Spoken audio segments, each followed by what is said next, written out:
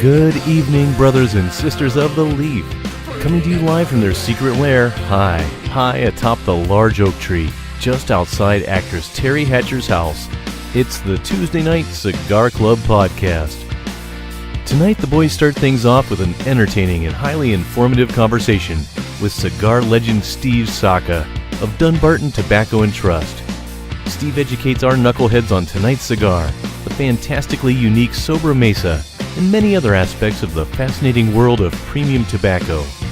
After a sip or three of scotch to get things going, the gang will switch over to Samuel Adams' Rebel IPA while discussing the 1989 Buddy Cop classic, Tango and Cash.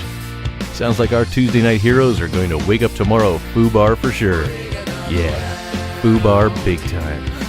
So sit back, folks, light 'em up, and enjoy the show. The empires of the future are the empires of the mind. Think about that, fellas. With this quote, Winston Churchill was predicting that in the future, the powerful would not be those who own the land and the tanks and the banks. It would be those who own the ideas.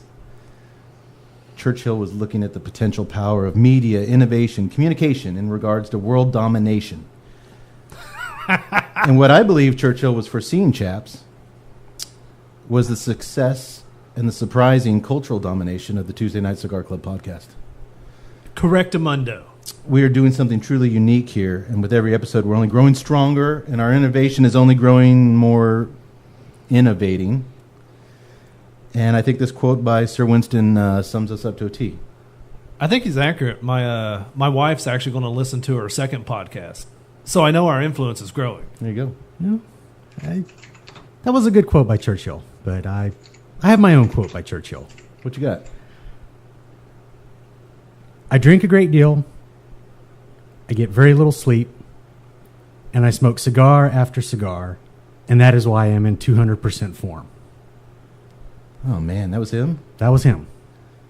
That's so much better than the quote I had. All right, fuck it. Forget this crap about innovation and cultural dominance. Let's get our drink on, boys. We're just like Sir Winston. Do you think he'd occasionally down a 40 ounce of Steel Reserve and cry before doing his podcast? Probably not. Probably not. Welcome, everyone, to the Tuesday Night Cigar Club podcast, episode 23. Seems like forever ago since we were here in the corner of No Hope. Doesn't it? Seem like a while? Yeah. We did, 22 from TJ's Cigar Lounge? We did episode 22 from downtown historic McGregor, Texas. Yeah, our second on-the-road podcast. Second one, we interviewed Skip Martin and Mike Rosales from Romacraft. It was a good show. We got a really cool show lined up for you tonight. I opened with a quote because this week happens to be Winston Churchill's birthday. November 30th, 1874. Cody, is he still alive? No. No. I wish he was, though. Man, where's Mincy? Interesting. It's far too early to tell. If he were alive, how old would he be? He would be unimaginably old. That is a good question. Really old. Really old. Well, we're all big admirers of the man of 1,000 quotes. And another great Churchill quote one for me is, smoking cigars is like falling in love. First, you're attracted by its shape. You stay for its flavor. And you must always remember, never, never let the flame go out. That sounds like that could be a Jose Blanco quote, too, doesn't it? Totally sounds like a Jose Blanco. Kind of got a Jose Blanco kind of... never let your flame go out. I'm not even sure if that's the right accent. I just threw it in there. No, you do a good Jose. You did it to him, and I think he gave you the approval. So. That's why I have his visage tattooed on my stomach. Do you think I'll ever be quoted in the annals of American history, Yax? I'm fairly certain it's not too soon to say no. No. Absolutely not, huh? Et tu, Yak boy? Well, I'd ask you to gather your things and leave, but you're the one who knows everything about the beer we're going to be drinking later, so you can stay. Speaking of tonight's beer, speaking of tonight's show, we have a special lineup this evening. And whereas I'd normally introduce the cigar and tell you a little bit about it and who made it, we have an awesome special guest who's joining us via Skype to do the honors himself. Why a special guest, Cade, you ask? Well, because it's his cigar we'll be smoking. and he's forgotten more about premium tobacco than we'll know in our 3-4 lifetimes. From 2005 to 2013, Steve Saka was the president and then CEO of Drew Estate Cigars. Anyone who listens to the show regularly knows, of course, that Drew Estate is responsible for producing some of our absolute favorite cigars over the last decade or so. And Mr. Saka played a very major role in that, from the Liga Privada 9 to my beloved Flying Feral Pig to the elusive Velvet Rat, which I will get my hands on one of these days. To our much-loved French fries, or Papas Fritas, and on and on and on, too many to name. Many of these were blended to suit Steve's palate, and it just so happens they suited a gazillion other people's palates the minute they hit shelves. Steve, perhaps surprisingly to some, left Drew Estate in July 2013, and now, after a long 2-year non-compete clause has finally expired, he's unveiled his very own cigar company, Dunbarton Tobacco and Trust. DTT. DTT. We will be smoking Dunbarton's inaugural release tonight on the show, the Sobremesa. And we're honored to have Steve here via the magic of the interwebs to tell us a little bit about what he's up to, about Dunbarton Tobacco and Trust, and to introduce tonight's stogie. Steve Saka, welcome to the Tuesday Night Cigar Club podcast. Hey guys, it's great to be with you. Thank you so much for being my here. favorite Churchill quote. I have one too. My favorite Churchill quote is, "Success is going from failure to failure without losing enthusiasm." Oh, that's good too. Yeah. Man, that guy. Now, are we sure that these are all actual quotes? It's not like the Yes. modern day No, interweb where you just put. I think the guy was. Would the internet lie? Off my head, but I'm pretty sure I'm on that one. I like that one. Here's another one that I always like. If you're going through hell, it's like, if you're going through hell, keep going forward. Amen. I like that Yeah. one. Man, Just kick down the gates and go forward, man. You got to get through it. yeah, I like it.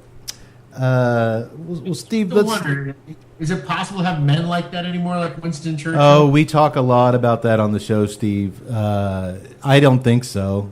If I not in politics, anyway.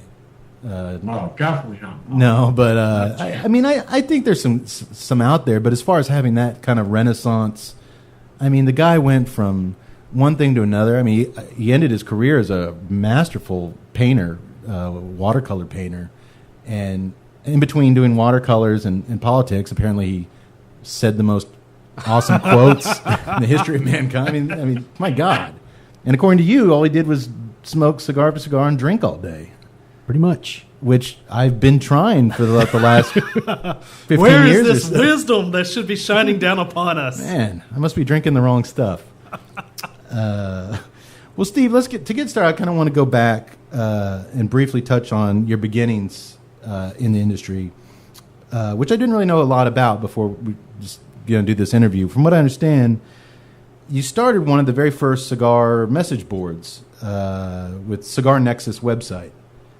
Actually, a little bit before that, I started communicating with other cigar consumers through AOL, back when AOL was a dial-up. Yeah. Mm-hmm. So I was participating in cigar groups online there. And then I started participating when the whole, as you rephrased it, the intraweb, which sounds very ominous, the intrawebs. I started communicating with cigar consumers through a Usenet news group, which today is only used for illicit porn and probably bomb making, details. But back then, people actually did communicate that way.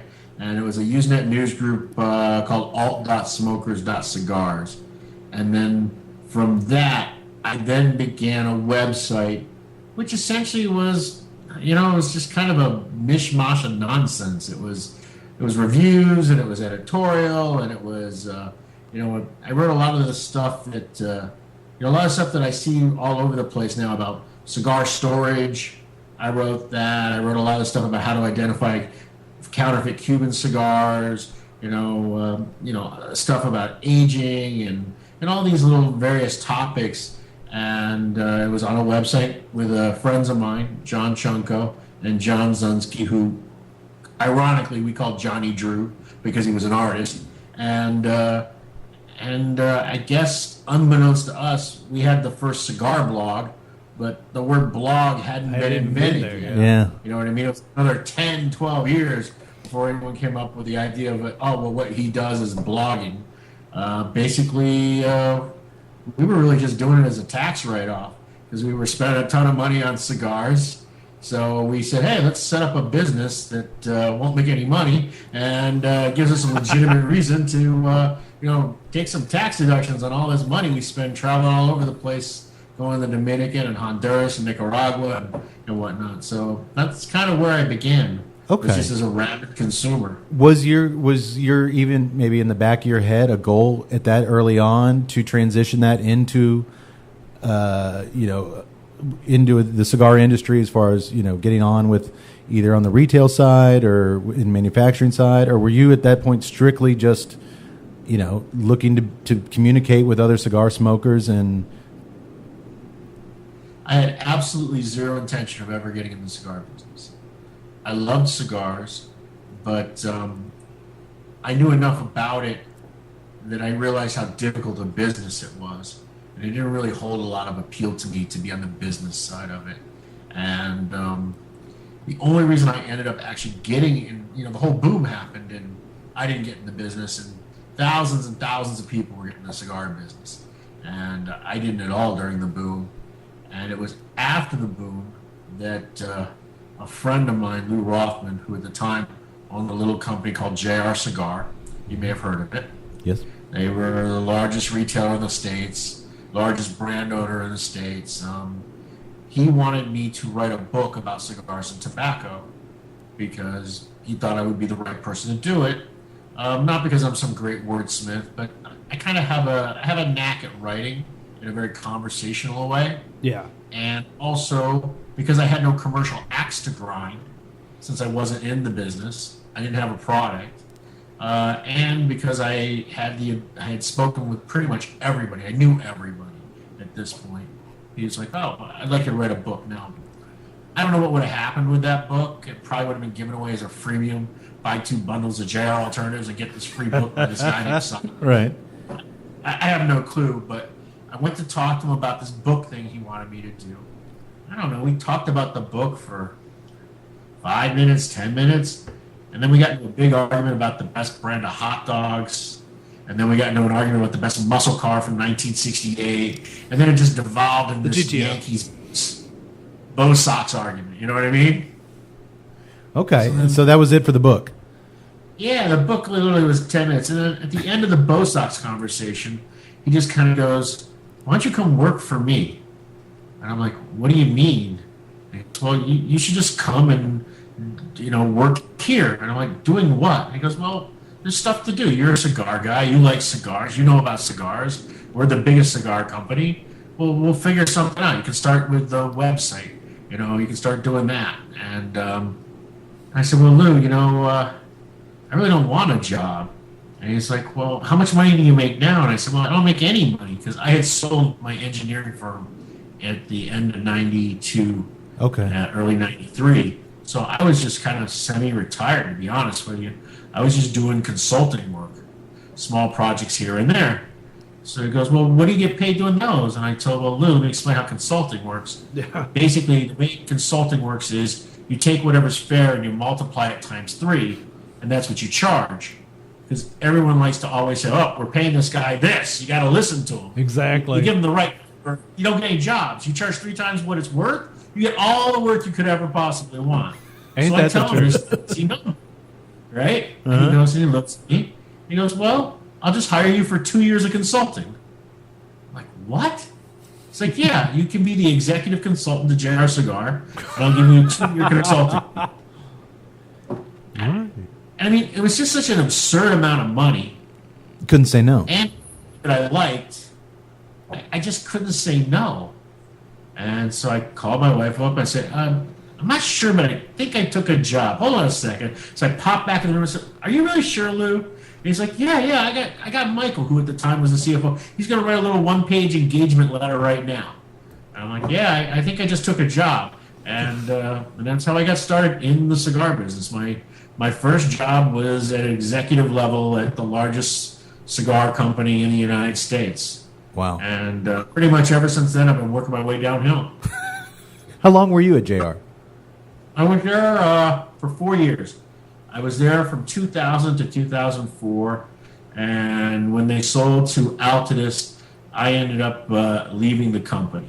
Okay. And I was in the middle of a non-compete. And during the middle of that non-compete is when Jonathan approached me about going to Drew Estate and becoming president and a partner. And I told him I was in this non-compete and that I really couldn't do this. He said, well, let's ask him. And of course, they were ecstatic because they were worried I was going to go work for a real company and actually be a competitor. When they heard there was Drew Estate, they're like, great, man, we'll save all this non-compete money that we're sending them every month.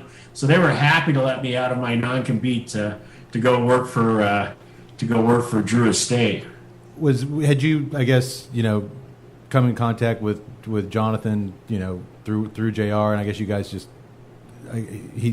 he saw Actually, he obviously saw something extremely valuable in you to ask you on board as president right off the bat. My first contact with John is I actually ran into him while he was in a retail store up here in New Hampshire trying to hawk some really shitty cigar. I can't even remember the name of it. It was awful, whatever it was. And it was kind of like, and I was kind of like Norm walking into Cheers.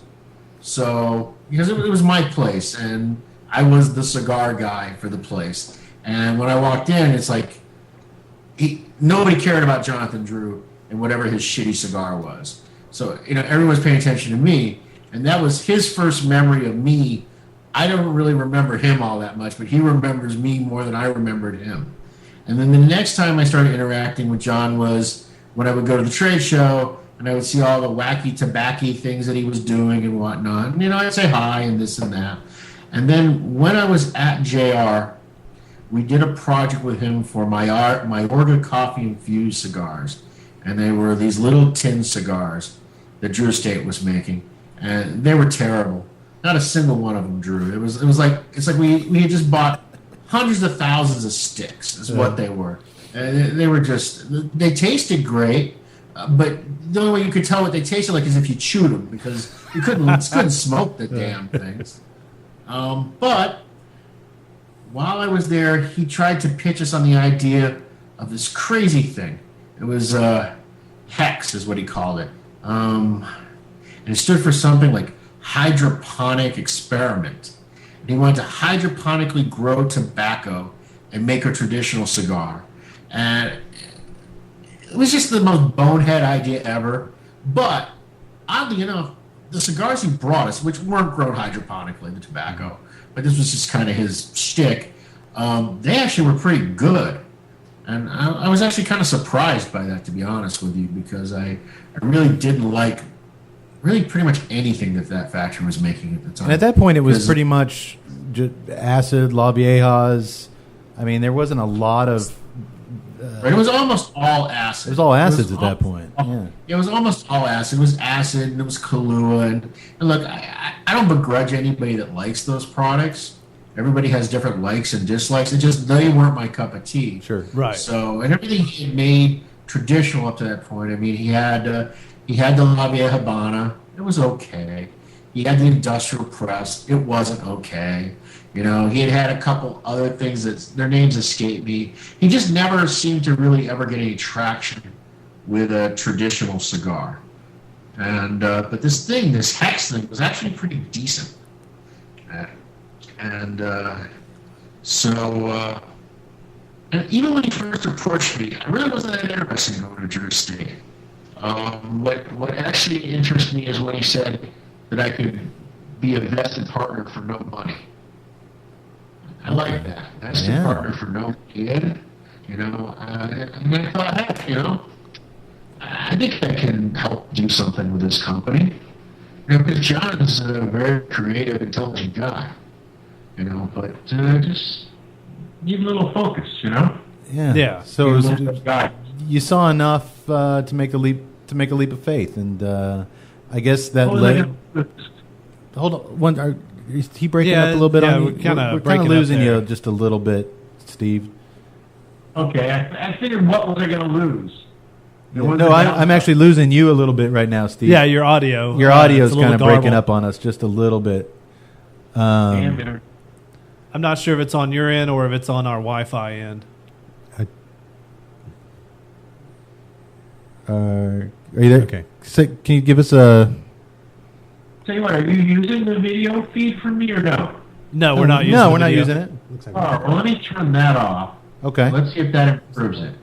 Is this any better? No, he sounds good now. Okay. Keep talking. Yeah, I think we're good. Yeah. All Let's, right, so any... Oh, yeah, that's perfect. Yeah, that's perfect. we're good. All Okay. right, good. So at that So point, my- I'm sorry. Go what ahead, was I Steve. going to lose by taking the chance?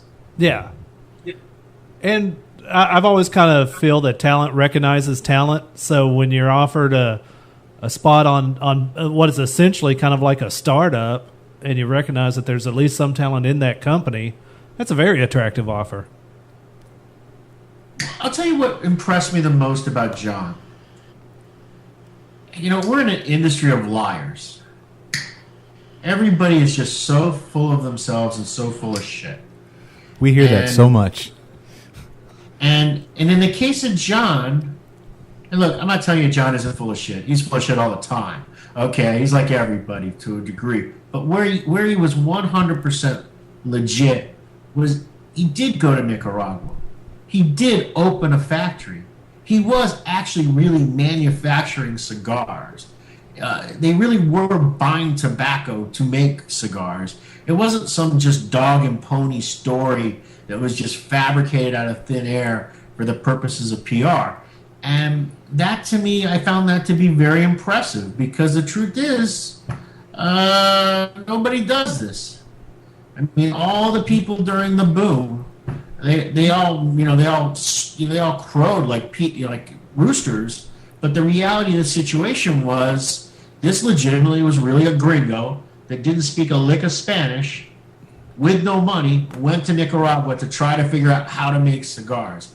And I found that authenticity, even if I didn't like the cigars that they were currently making, I found that to be very compelling. That makes Very attractive. Yeah, total sense. Yeah. we're a fan of self-made empires or self-made businesses. We talk a lot about him on the show. One thing that I found kind of interesting with your attraction to that kind of a bootstrap startup effort on the part of JD, you said that you basically entered the cigar business after your blogging, for less of a, or for want of a better word, your internet interaction at the executive level. Did you ever get shit from other cigar people for coming in and not being the guy that, went to the factories and all that kind of stuff? Well, you have to understand, I was already going to the factories. I was just doing it on my own dime. Okay. Yeah. Unlike No, I was actually spending more time. Like, I actually spent a full 2 months at a farm during the harvest season because I was so interested in tobacco. Right. I wanted to learn about it. Yeah, Steve actually, unlike us schlubs who sit here in their microphones and venture out very little, I mean, he was actually going out and Yeah. and seeing, firsthand how things were getting done. You all could learn something from him. I'm going to sit on my couch. That's what I do. I sit on my couch. I smoke cigars. Well, at that point, you would have to relocate, obviously, permanently to Nicaragua. How did that cultural change go over? I mean, I imagine, from what I understand, you had to move your whole family down there. That's a pretty drastic shift from the East Coast to there. I'm always curious how that, when guys from the States make that move, whether it be Nicaragua or the Dominican, like, how did you kind of know, having spent some time there, what some of those cultural changes were going to be like, or was it a big learning curve for you and your family? First off, I never actually moved to Nicaragua. I would just abandon my family for weeks and months at a time. So, Oh, okay. my kids were, by the time I joined Drew Estate, both of my kids were already adults. So, okay. Axl so I Rose didn't raised have him. those type of commitments. So what ended up happening was Cindy relocated to Miami to make it more convenient for me. But it actually has to do with one of the reasons why I ended up leaving Drew was I was only seeing my wife about 4 nights a month. Yeah. And that was and it was just kind of I don't know that she missed me, but I was starting to miss her. So. Yeah. Okay. Well, and I was going to ask you about that impetus to leave here in just a little bit, but I think that's kind of where I imagined some of the reasoning would come from.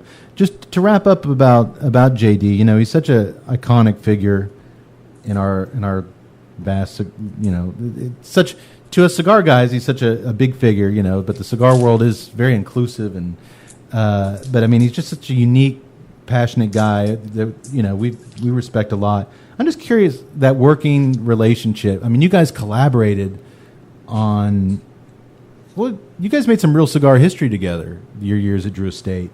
And I mean, what was that collaboration like? I mean, was that a with you on a floor, on the factory floor, on a blending side with, I mean, when you came to him with thoughts on pushing for more traditional smokes, you know, Yeah, because how did you two work? I mean, because you know, we met you at Cats Fest this year briefly, and you know, we've had an opportunity to meet and talk with JD.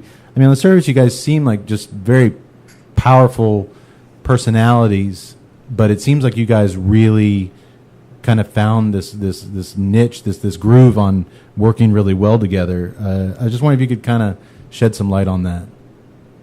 Well, I would say that your account of it is completely inaccurate. I think the best way to describe it. Do you remember that show on MTV, Celebrity Deathmatch?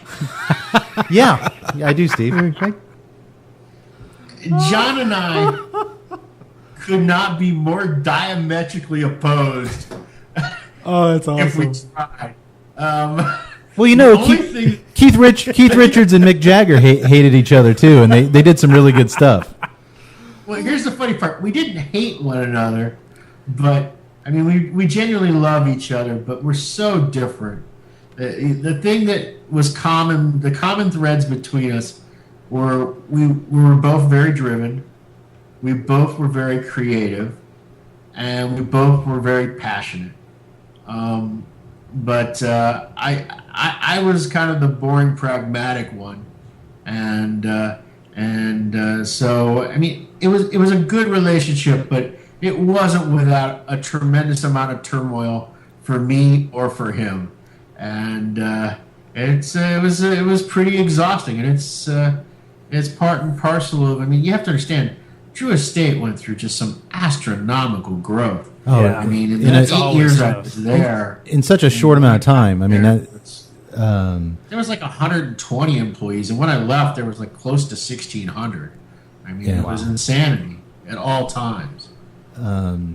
okay. Well, that answers that, and that makes sense. I mean, through that kind of conflict and stuff, some great. Yeah. Like I said, history was made. So, and by the way, I should mention, we did right before we started talking with Steve. We lit up our first Sobremesa the night, one of two. We're smoking the Corona first, and I had a beautiful ash going until he dropped that Celebrity Deathmatch thing, and it threw me for a loop, and I dropped my ash. But if it weren't for that, we're going to talk a lot about the cigar once we're off. But real quick, if you guys, I know I told you we'd talk afterwards, but I see Cody just kind of looking at his cigar, and he's. You want to say something, don't you? No, it's been very good. This is the Cervantes Fino Corona, 6.2 by 46, which is a little bit longer than most Corona Gordas, right, Steve? Like Yeah, well, it's actually more a Lonsdale size. more of a Lonsdale. It's kind of an Americanized version of a Lonsdale. Okay. You know, the thing about it is, I mean, I know you guys are huge Liga fans. This cigar probably isn't the right cigar for you. I mean, No. there's a lot more balanced and nuanced and medium bodied. It's the nothing John at all. Kerry of cigars. No, It's nuanced. That's where you couldn't be more wrong, Mr. Saka. I'm loving this cigar. Yes, it's fantastic. Cody actually is out of our group. Sometimes there's three, sometimes there's four of us. Cody is much more inclined to go on the medium side, strength wise, and although he does enjoy Liga, we'll hold him down and force feed him a Liga every now and then, and he says he loves them. But I can't wait to smoke our follow up where we're just concentrating more on the smoke because we're maybe a third. You guys, you're talking less. It's so smooth but so flavorful. It's hard to describe. It's light but extremely flavorful, and I don't know whether it's the Scotch starting to hit in or just the flavor coming out of it. It's just, man, it's got a nice bounce to it. I'd read, and I'm guessing, Steve, maybe by the time that you sent these to me, I'd read a few people say on the early samplers that were sent out was maybe burning a little hot, a little fast. Maybe they need a little more time, but the burn on these has been. I'm a fast smoker to begin with, and it's not burning it's fast. been perfect, and I'm just getting. Well, actually, there was a legitimate problem, and it was my fault. For me, this Ecuador Habano wrapper is not a material that I typically work with. Sure. And I like to have my cigars, when they leave the factory, packed in an absolute moisture content of about 12. I mean, we always talk about storing cigars based on relative humidity. Right. But actually, as a manufacturer, relative humidity doesn't matter. Let me say it in a better way. Relative humidity is measuring the environment the cigar is in. Absolute moisture is actually measuring the environment inside the cigar, the amount of moisture the tobacco is actually holding. So we use psychrometers to measure the actual moisture content in the tobacco. And I like to have my cigars at about 12%. And the Joya guys actually told me that was a mistake with this wrapper. They said I was going to have a problem with that. And they were correct. This wrapper, it just wicks, the moisture comes out of it so much quicker than most of the materials I'm used to. I would have been better served to have packed them at a slightly higher humidity. So it took a few days for them to actually stay in somebody's humidor to really prevent that quick burn on the exterior leaf. And I learned from my mistake. I'm still learning. Well, I think it was a quick learning curve, your first release. But I mean, these, I'm looking around; these are smoking beautifully. I was about to say the smoke profile on it is I hate to say Liga-esque, but it is Liga-esque. I love the way the Liga burns, and this thing is burning beautifully. I think we were talking about this before the show, Steve, and I think it's maybe a cigar guy thing. We were interviewing Skip from Roma last week or 2 weeks ago, and we were smoking his Neanderthal, and Tuttle over here was admiring it, and he was like, it's got this Liga Privada-esque smoke profile, and he meant it as a total compliment, but I think Skip was, no, it's got a Neanderthal-like smoke profile. But I mean, that's our gauge, that's our litmus test. I mean, that's... I was about to say, if I look at another tenor and say you sing like Pavarotti, I take it as I meant that in the greatest possible way. And I think Skip did. Yeah. But okay, well, and so then you leave. That's a ball buster. Oh boy, but you know what? It really. I was afraid with Cody not. That's kind of not in his wheelhouse. Even you said it was right when it was the nicotine and. There was enough. I mean, I could get enough out of it before it really hit me. But the way it was blended, it kind of gave you a little break here and there. Yes, it did. That was kind of the saving grace. I mean, I could really tell the flavor for myself. I was afraid it was going to knock me over. I think what I really liked about, and not to be harping on another manufacturer while you're on here, Steve, but I like the fact that I've explored more of his line. And from the Aquatine to the Knuckle Dragger, it's not a one-trick pony. They don't all have the same. And there's actually a range of complexity to the different brands that he's offering. And I like it when cigar manufacturers do that. I agree. I think the guy that Skip is working with Esteban Diesel is a very talented cigar maker, and Skip and him work really well as a team. In fact, probably, and I don't care if we talk about another manufacturer, it's okay by me. My favorite cigar currently out of Roma Craft is the Intemperance. I really like that blend. Yeah. I think and again, it's not one of the ones that gets super accolades at this point, because it isn't the strongest one or the most robust one. But I think that cigar shows, I think it has a really nice, earthy, sweet flavor. Yes. And it's got a good intensity, but it doesn't punch you while you're smoking it. Right. There's a balance to it, and it allows me to detect the individual flavors and notes in the cigar. I really like that Temperance blend a lot. It's probably my favorite really out of his factory. I'm a fan too, and I haven't smoked enough of them. I need. But see, that's the way that I'd almost describe what I'm experiencing with this cigar, is that it's got a lot of weight to it, but it's not just pounding on me. I'm trying to find and I hope this comes across as complimentary. It should.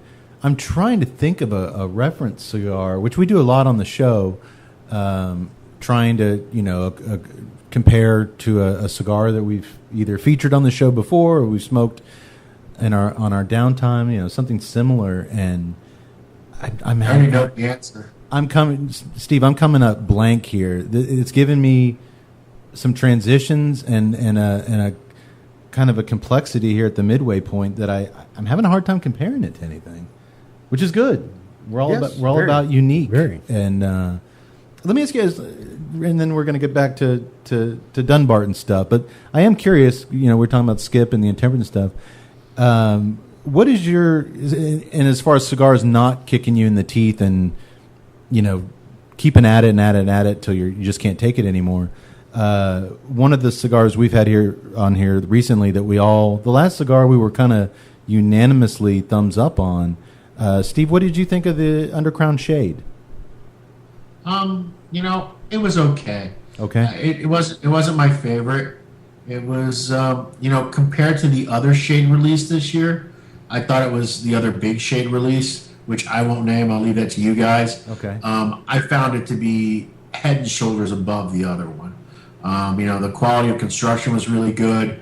I'm just not a big shade guy. There's something that we aren't either, and that's why I think we were strikes me as a little acidic, and I think part of the problem is when the smoke is of that nature, strength wise or body wise, I find that I unconsciously smoke it too fast, trying to get more out of it, and I actually ruin the cigar because I'm trying to draw more flavor or strength out of a cigar that was never ever designed to give me that. So I end up smoking it so quickly that I'm the one that makes it accurate. I make it acidic because I'm trying to take too much from a cigar it's just not capable of delivering. And I think that's what especially Tuttle's guilty of. He just can't slow down, and he's trying to get Jose Blanco almost slapped you upside the face. Slow down, slow down, damn it! And sure enough, we were at one of his blending. The reason was because combustion temperature has such a huge impact on the flavor of cigar.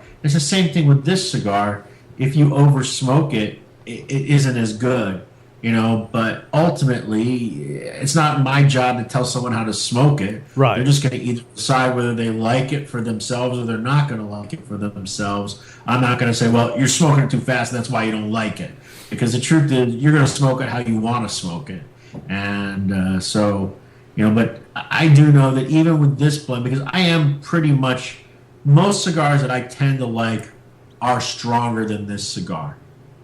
But I even like in the larger ring gauges, and you'll see this, you guys are smoking the Toro later. Yes. The Toro a lot more complexity and nuance than the Lonsdale that you're smoking now.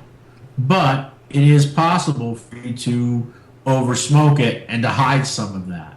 You know what I mean? Sure. You do want smoke to be cool. You do want to be able to take your thumb and forefinger and place it just an inch behind the ash and be able to hold the cigar. And if you can't do that, it's simply you're allowing the tobaccos to burn too hot. You know what I mean? Okay. So that's always a good test to tell whether you're over smoking it or not, is whether you can pinch it about it. Just basically grab it about where your thumb is almost within a half of an inch of the burn line. Now, bottom inch down there, a little closer. Yeah, like right there. You should be able to just simply hold the cigar. Yeah. Without it being uncomfortable. And if you can do that, then okay, you're good. Okay. But if you can't do that, you probably are over smoking it. You probably should it's not the right blend for you. You know what I mean? Well, I passed the test. Did you guys pass the finger test? Yes. I saw you grimace in pain a little bit. Your fingers were on fire, weren't they? No. Yeah, I mean, it's and I notes be damned. I was going to kind of get to the Sobremesa here, but I did want to talk about it because I don't want it to escape us. But yeah, unique, really unique. And we've been smoking. Well, let me backtrack just for 1 second here. So you kind of answered my question about you wanted to spend some time with your family. The main reason for walking away from Drew Estate. My question had been, Steve, was at the time, was it that Drew Estate had grown so much? Did you kind of feel compelled to invest your time in maybe a smaller, more focused personal project, or was it just time for family and maybe other reasons? It wasn't just family. I mean, look, Jonathan and Marvin, they wanted to just continue exploding the company.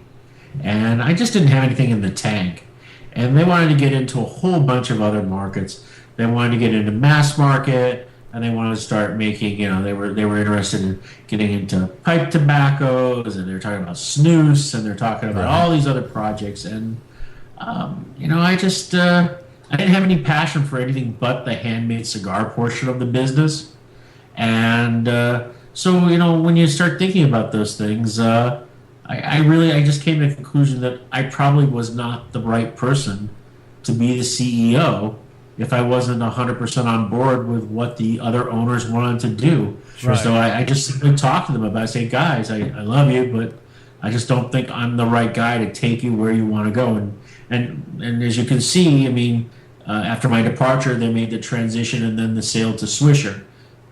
Me, that obviously would not have been someplace that I would have personally wanted to go. I'm happy for them because it's good to see that they were rewarded for the tremendous risk and all of their hard work.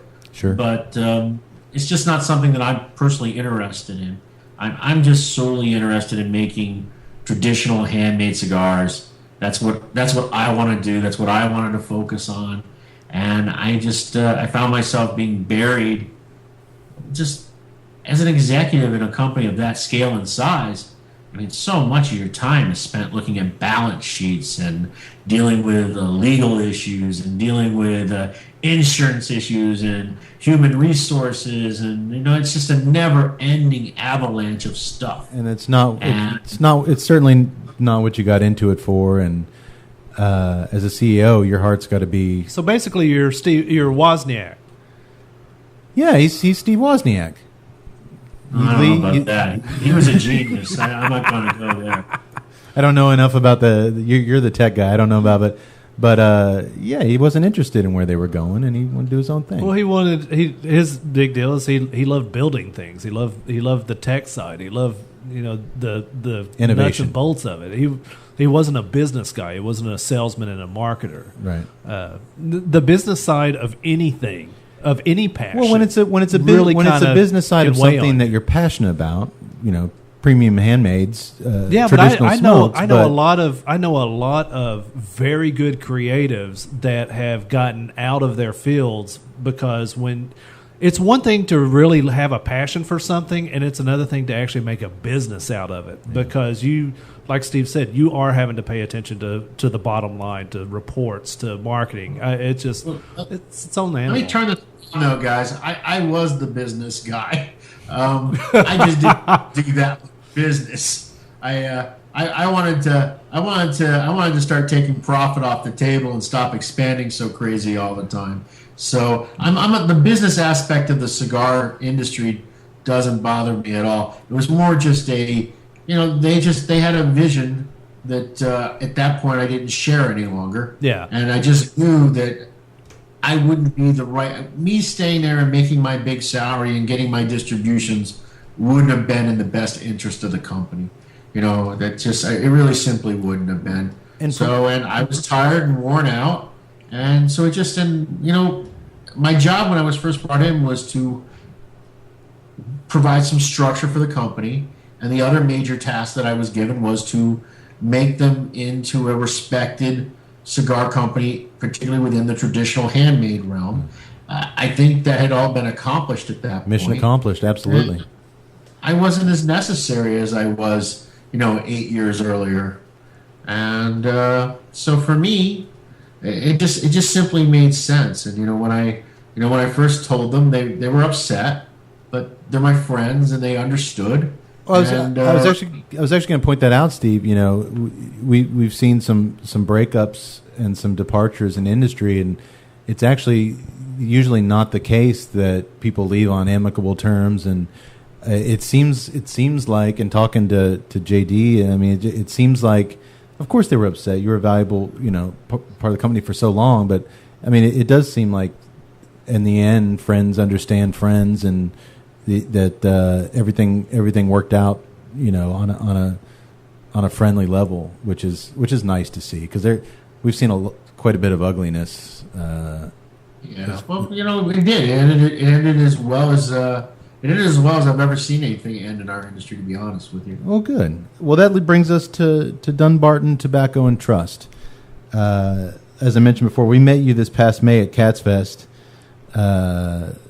We probably scared you a little bit with our Liga enthusiasm. We basically followed him around like Randy Quaid in Vegas Vacation to Wayne Newton. Yeah, it was. I can understand if you were freaked out a little bit, but we behaved ourselves for the most part. But at that point, you were still under your non-compete clause, so you couldn't really talk about what you were up to. I mean, you couldn't tell us a damn thing about what you're up to.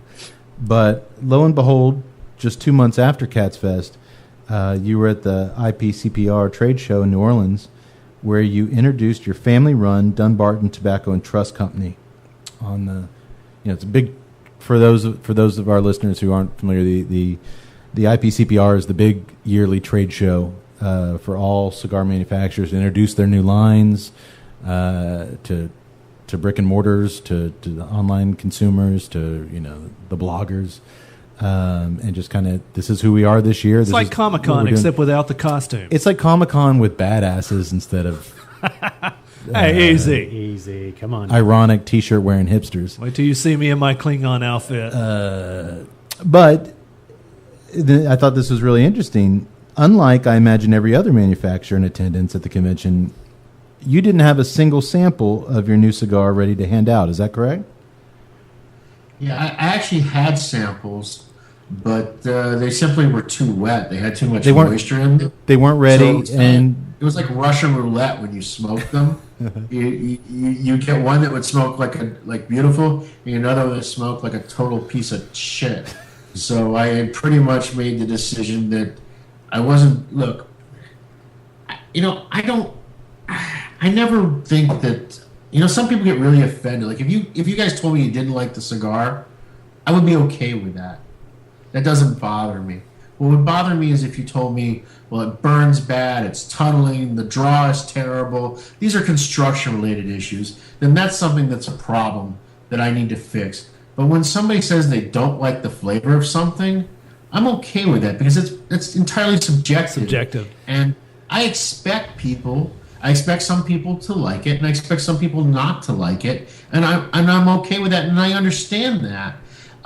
So for me, I didn't want to give out a cigar that didn't taste the way, because it had so much water still in it.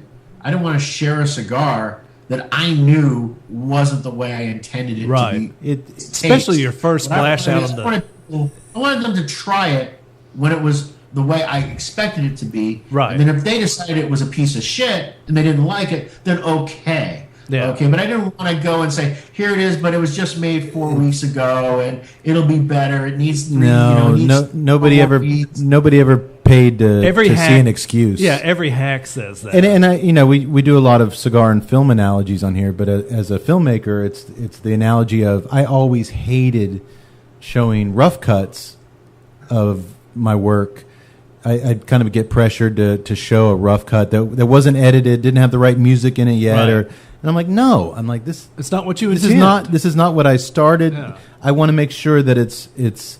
You can hate it the movie all you want at the end of the day, but it's got to have the music in the right But place. hate what you intended it hate to what be. I intended to do. Yeah. Let me own me falling on my face and you hating it. Don't show them something that's not done. Yeah. And I respect that you weren't willing to compromise on that big stage of. And that's a lot of pressure on too. IPCPR. It's a lot of pressure, but and this is where I'm going with this.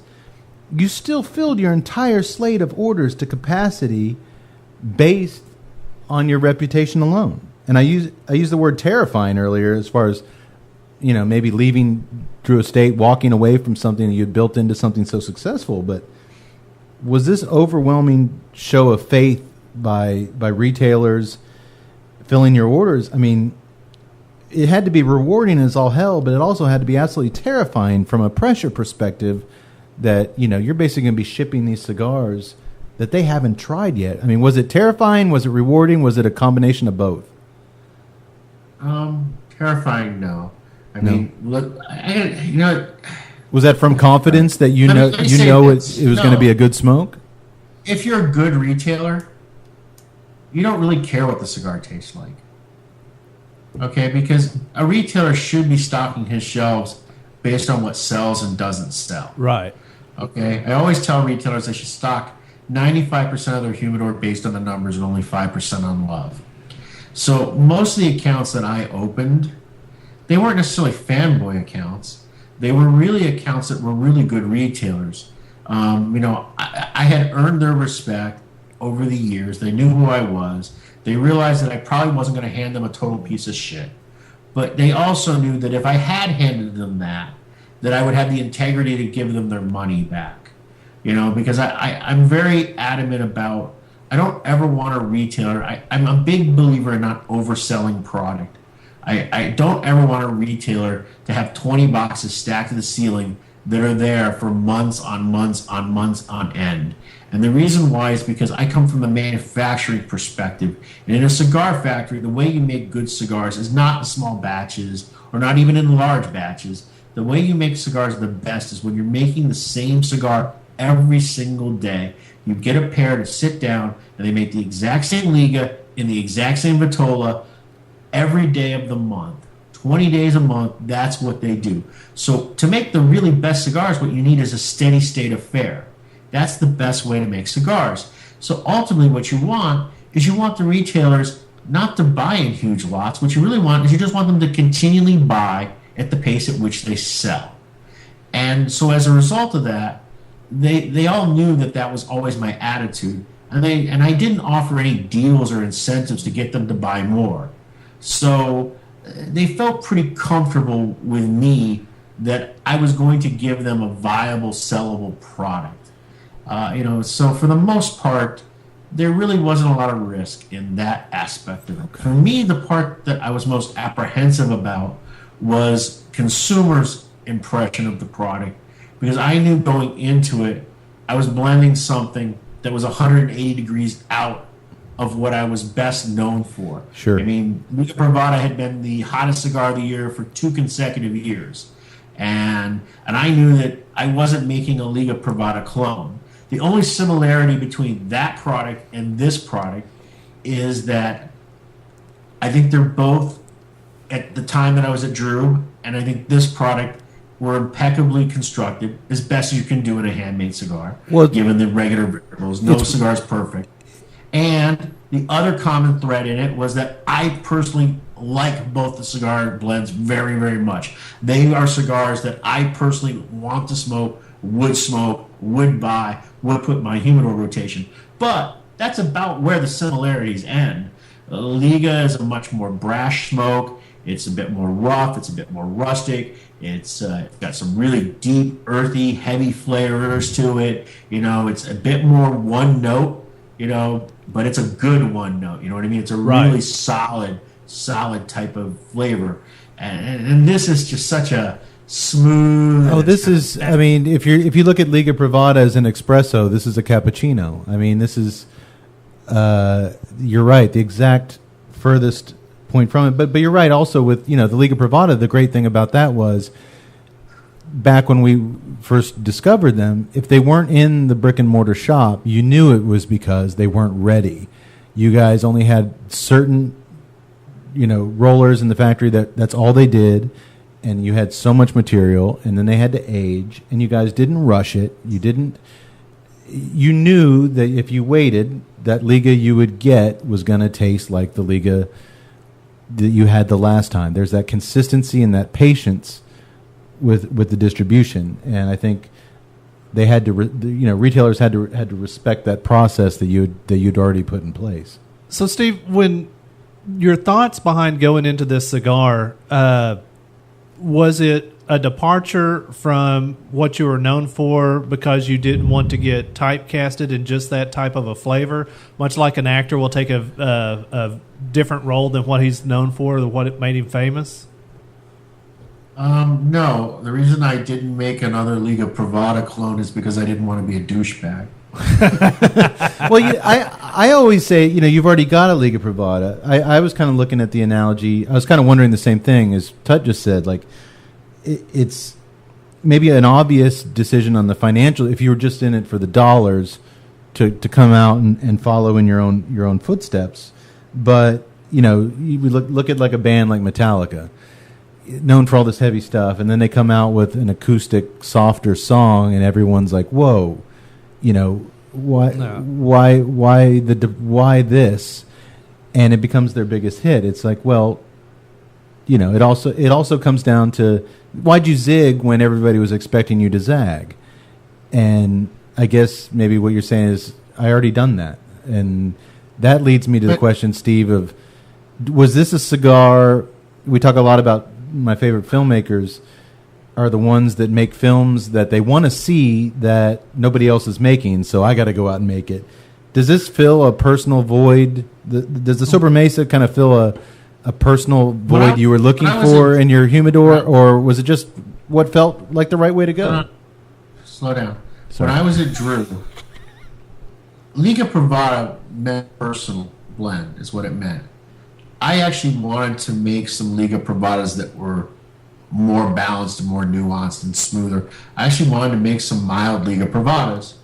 And ultimately, as a company, it was decided that it probably wasn't in the best interest for the brand, because consumers wouldn't be able to wrap their brain around that it would cost. So this concept of wanting to make a lighter, milder cigar is something that I wanted to do then, but there was no room in the Drew Estate portfolio to add that cigar at that time.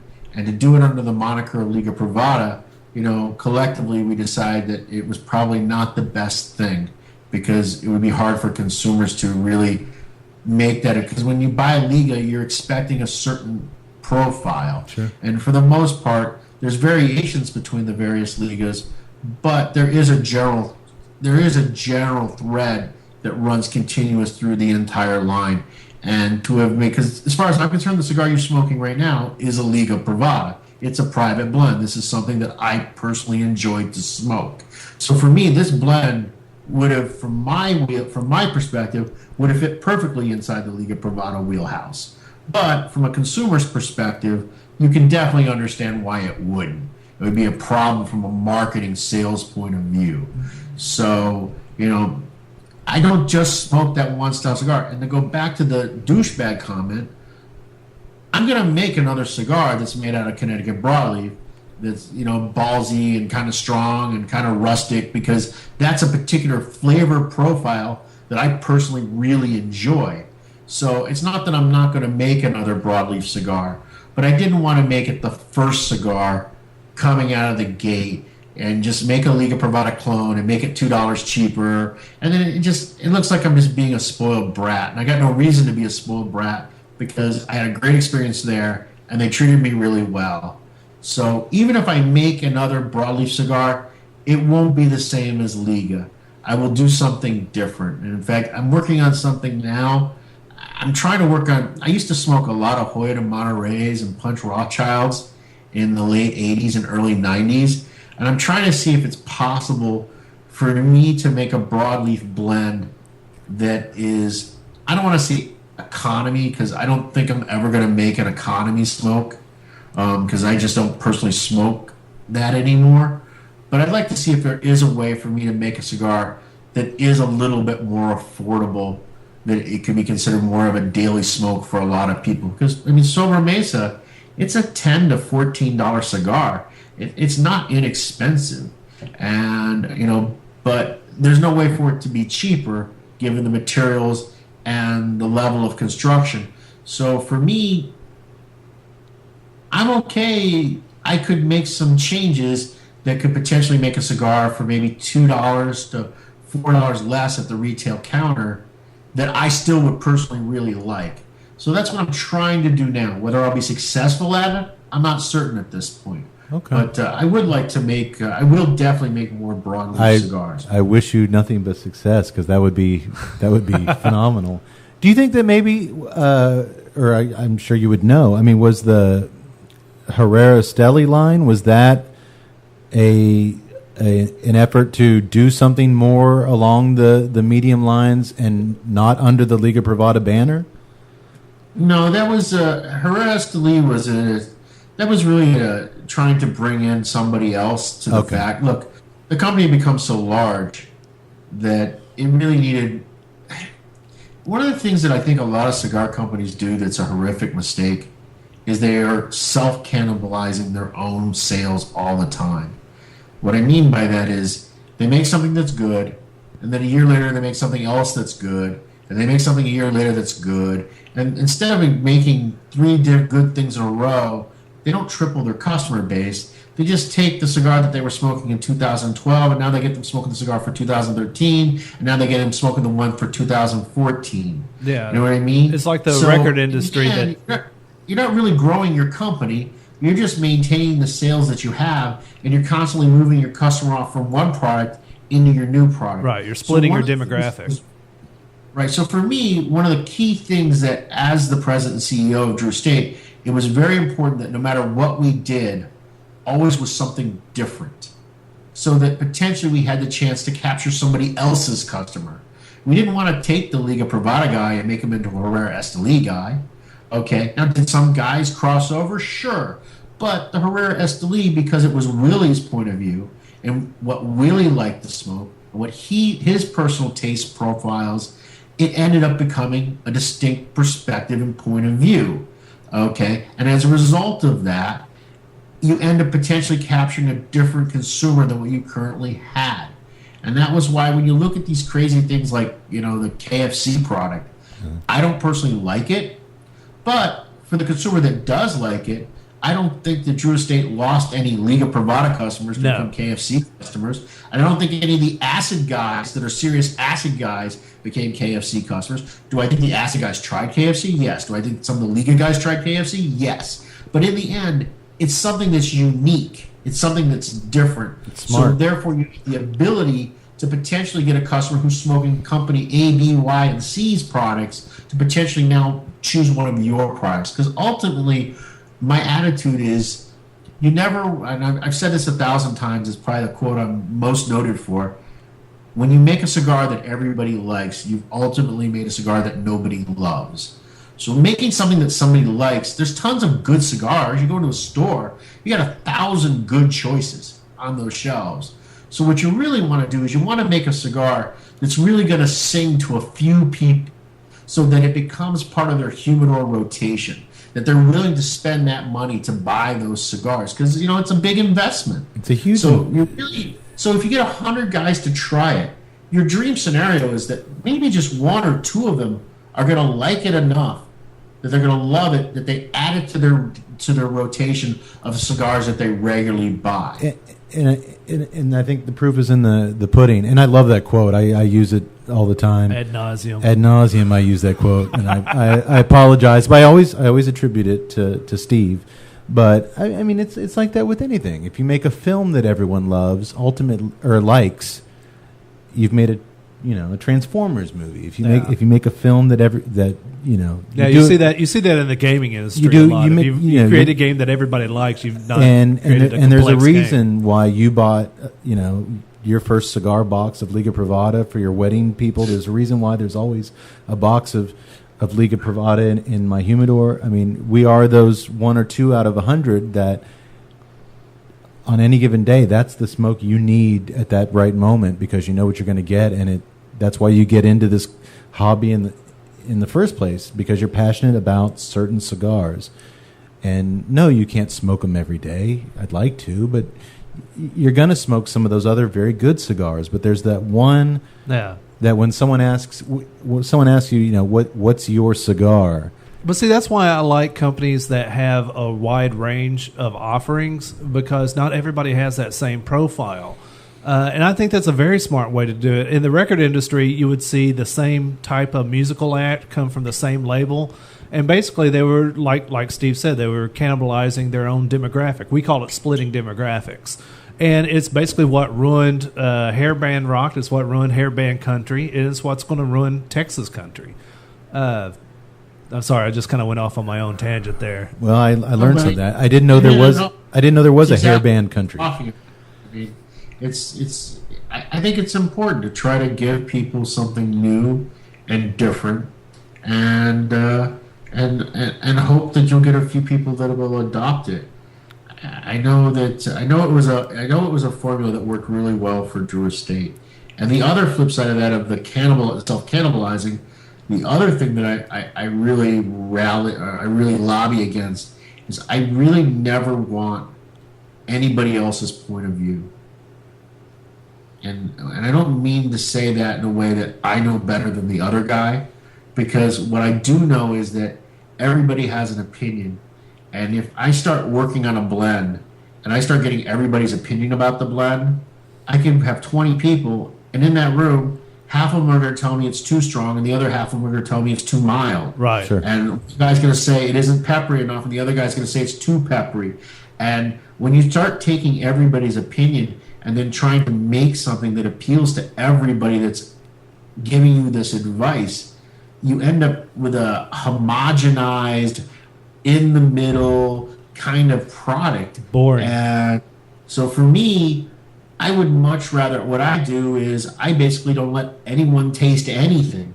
I don't ask anybody their opinion. I just decide to do what I think is right.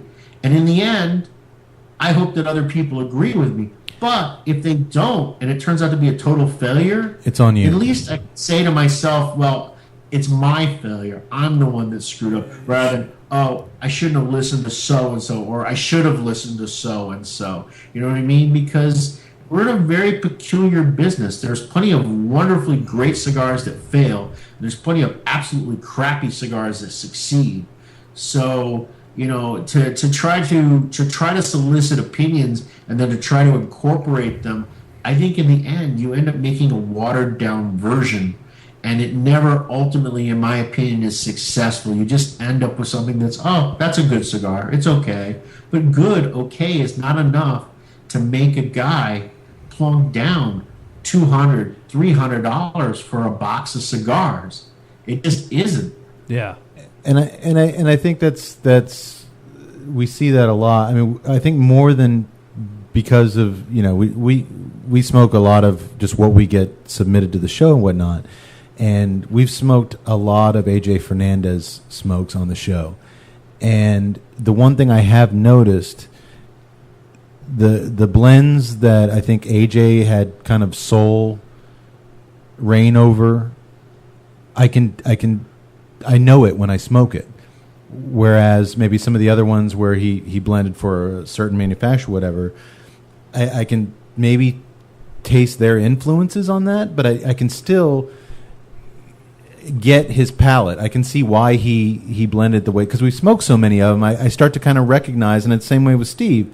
You smoke enough Liga Privadas, you kind of get why he approved this, why he chose this. And maybe AJ not quite as much, but we smoked some goddamn many of them that I think I kind of started to where, give me a cigar without a band on it, and maybe I might be able to be like, you know what, I think that came out of AJ Fernandez. I failed that part of Jose Blanco's test. Did you? Yeah. I did good in Jose Blanco's test. But I think giving someone that, you know what, this is what's working for my palate, and that's how you're going to connect with the blender, and that's how you're going to connect with the brand. and keep going back to it. Steve, I got a weird question, and you don't have to answer it, but I was just kind of curious. One of my favorite stories of Howard Cosell is he was driving around with a reporter, and he was giving an interview, and they saw a group of kids, and there was two boys fighting, and Howard asked his driver to pull over, and this was back in Howard's heyday. And he goes over to the group of boys and he starts calling the match like it was a boxing match. And then it was like, well, it's obvious the big kids got the power and the reach, but the little kids got scrappy. This fight's is an obvious draw. And the boys start fighting. He signs some autographs and gets back in. And the reporter asks him, like, why did you know that did you intend to break that up? And he just kind of looks at her and goes, I know who I am. When I watch your interaction with other cigar manufacturers, especially startups coming into the industry, and for lack of a better term, they almost have a deference to, or it's kind of like what was the deal when he speaks, he listens, the old financial commercial. Everybody kind of stops and kind of listens to what you're saying. Do you know your own weight? Do you know who you are? It's not a weird question. I think I get No, it. it's not a weird. I think. Let me say this. I'm the guy that mows his own lawn. I'm the guy that splits and stacks wood. I'm the schlub that sits on my sofa and watches the Game of Thrones marathon. I don't really think of myself in the same way that I think other people think of me. I find it. I sometimes find it a little peculiar, and it sometimes feels a little awkward. To be honest with you, When you met us at Cats Fest? I feel a little dumb when someone asks me to sign a box, but I do it because I'm honored that they would ask me. But at the same time, I'm kind of like, I don't really understand why they're asking me. But at the same time, I remember, I remember the first time I met Ernesto Perez Carrillo in 1989. I was head over heels. He spent like 8 hours with me in his factory, teaching me about what he was doing in his little fabriquita there in Miami. And I always try to put things in that perspective of just how happy I was that he was willing to take the time to show me all of these things. You know what I mean? Yeah. And so I don't know really where I fit in. I read sometimes some of the things that people write and some of the words they use, and I go like, I can't believe they're talking about me. Sure. It doesn't. I don't make the connection the same way that other people do. And that's probably healthy. That's probably a healthy way to look at it. I think what Tut was getting at, I'm going to throw you under the bus here, Tut. While we were at Cats Fest, we were doing interviews, and Tuttle decided to explore around the playground a little bit with his camera, just kind of grab some footage and whatnot. And he saw you approach. I don't even. No, actually, I was in the line for one of the booths. You were in line to talk to one of the guys at a booth, and you saw Steve go up to him. A newer cigar manufacturer. It's not that I'm not naming names. I wouldn't, but I don't even know who it was. But go ahead with your. You were very. Well, it was in awe of Steve's approach to the new guy. Well, it was interesting because a lot of people. I'm kind of an introvert. I kind of sit in the shadows and study people kind of creepily. And I was standing in line, and they were at their booth, and they're signing autographs and they're answering people's questions that are in line. And I see Steve Saka come out of the left corner of my eye, just with purpose up to this table. And your opening line was, "What are you guys doing over there? You got a lot of stuff going on. Do you let just anybody come up with an idea and y'all start cranking it out? I mean, just what are you going on? What are y'all doing over there?" And I could tell simply by Steve's mannerism that it was just fact finding. He was asking. He was curious. Questions. And I have to admit that I turned my camera on. and I started filming all this. He still hasn't let me see the But footage. this was before I realized you were under an NDA, and I respected the NDA. I have not shown that film to anybody. Nobody's seen it. But it was still cool. And the guy was, what was the guy's reaction? To Oh, Steve? it was totally Was like, he on his heels? Like, at first he actually interrupted the people he was talking with. He was like, "I'm sorry, I need to talk to this guy real quick." And he turns around and just starts engaging Steve and answering the questions. I mean, I love that kind of no bullshit approach to the business and to life and interacting with others. I mean, Well, if you want an answer, ask the question. sure.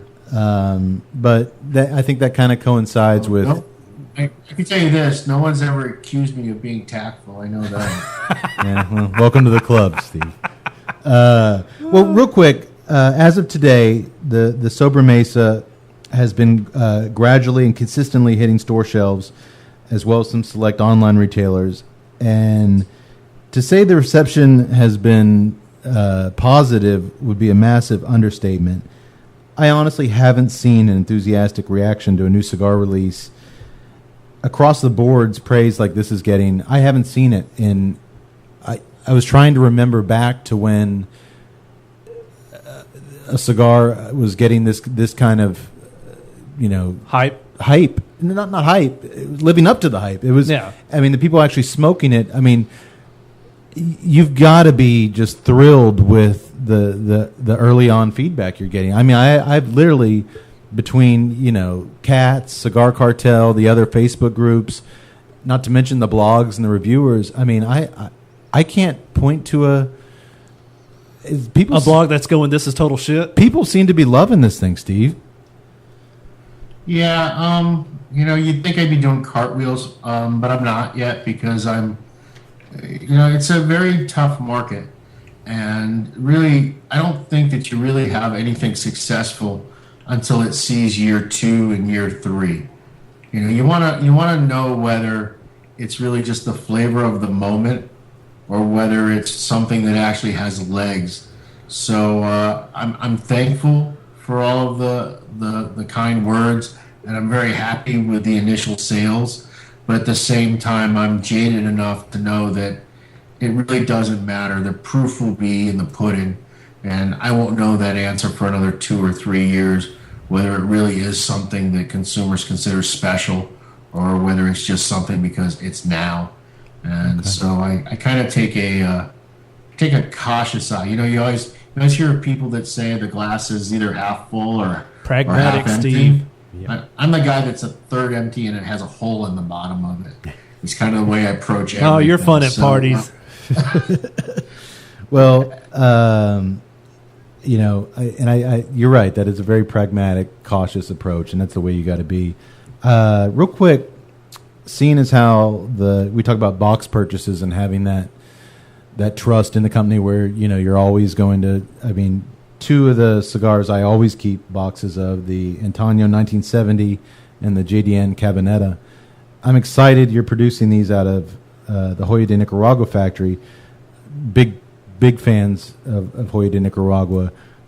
I know you obviously had a relationship with them back from Drew Estate, but how has that partnership been so far in the early goings of Dunbarton? It's exceptional, but I knew that before. The reason why is, listen, making cigars, to make a cigar, you really only need a couple things. You need good tobacco, you need a table, and you need a trained torsador. So really, it's not so much the factory per se. It's really more about the individual people, and the Martinez family are just genuinely salt of the earth, great people. Agreed. I mean, I don't have a relationship with the factory. I have a personal relationship with Alejandro, his wife Claudia, with all 3 of their children. I have a really great relationship with Mario and with Lionel in the factory, and on the factory floor with Panchita and Miguel and Michael. And so for me, the fact of who they are as people, their level of integrity, their commitment to work ethic, because the truth is, I'm a total pain in the ass.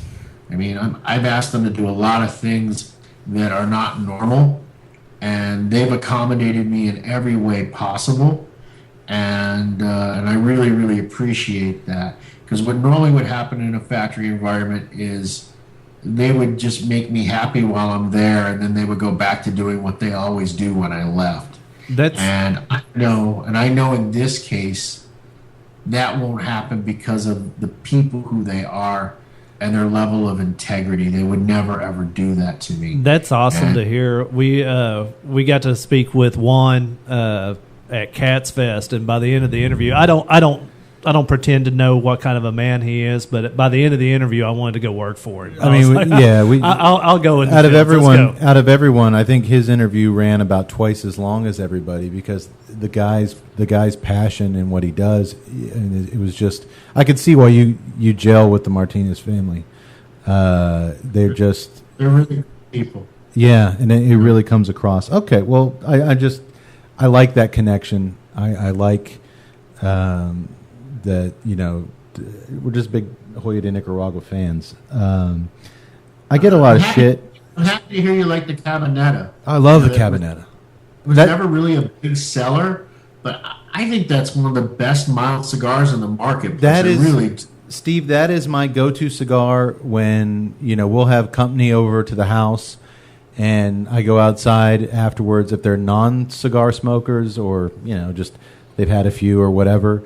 That is my go-to cigar to someone who is interested in cigars. It's my gateway cigar. Like I always know if I give them a Cabanetta, there's a very little chance they're going to dislike it. If they are open to the cigar experience, the Cabanetta just kind of wins them over every time. I love that cigar.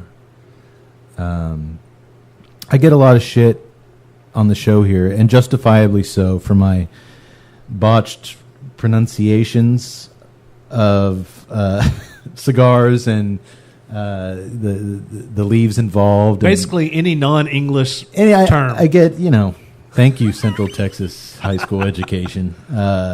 So if you could, real quick, walk us through the tobacco used in the cigar. I'm not going to ask you to go into your blending process, because I did see Tuttle sent me some screenshots of your Reddit Ask Me Anything the other day, and which is extremely cool that you're that open to people. But the blending process of how Steve chooses tobaccos, based on what looks good to him visually, then samples this and rolls 10 of these. I mean, it's the amount of thought and intuition that goes into it is, but. If you could, to our listeners, just kind of give us the rundown of what the cigar with the Sobremesa we're smoking tonight is comprised of. Okay, well, the Kappa is Ecuador Habano. It's a grade 1 leaf. And what grade 1 means is it just means it's the prettiest of the prettiest, because the truth is grade 2 leaf is just as smokable and just as tasty. It's just not as aesthetically pleasing. And the hue is what you would classify as a dark rosado, because it just has a little bit of a reddish tint to it. And it comes from the La Meca farm in Ecuador, which is one of the Oliva family's farms. They have a variety of farms, but La Meca is the one that's named after John Oliva Sr.'s mom, and it's considered their prize farm. Okay, and that is not the Oliva cigars that the brand that we smoke, correct? That's correct. In fact, in the cigar business, we actually refer to the Oliva cigar family as Alavita, which is, whenever you add ita to the end of anything, it kind of means the small Olivas. Because Oliva Tobacco Company is one of the original, they came from Cuba, and they're one of the forefathers of planting Cuban seed tobaccos in Central America. And they're the supplier of almost all of the very best wrapper material that the Fuentes use, and they supply wrapper to Pepin and a lot of the other major producers. They're a very big grower and broker of tobaccos, and I had a very good, long-standing relationship with them, and they were kind enough. They knew that when I was in my non-compete that I was going to get back in, and I had told them what my interest was, and they had done me a very big solid by setting aside this wrapper for me starting almost 2 years ago. Oh, wow. I couldn't buy it because of my non-compete, and they just waited until my non-compete ended so that I could give them a very big check. But they were incredibly gracious because they could have sold this 5 times over, waiting on me. The Capote is kind of interesting. The Capote is from San Andres Tuxtla, so it's a San Andres Negro Maduro leaf, but it's grown by a very small farm actually, and it's grown by a farmer. His name is Carlos Winnie Guzman, and they have a very small farm. It's actually called the Farm of the Dogs. And I actually asked him, like, well, why would you name your farm Vegas de Perro? And he's like, well, we have a lot of stray dogs. And, but I like it because, and this is kind of a byproduct of him being a small farmer. He ends up, because he can't afford the irrigation costs, he ends up actually planting a little later in the season to take it into the rainy season. So the tobacco gets a little bit rain beaten.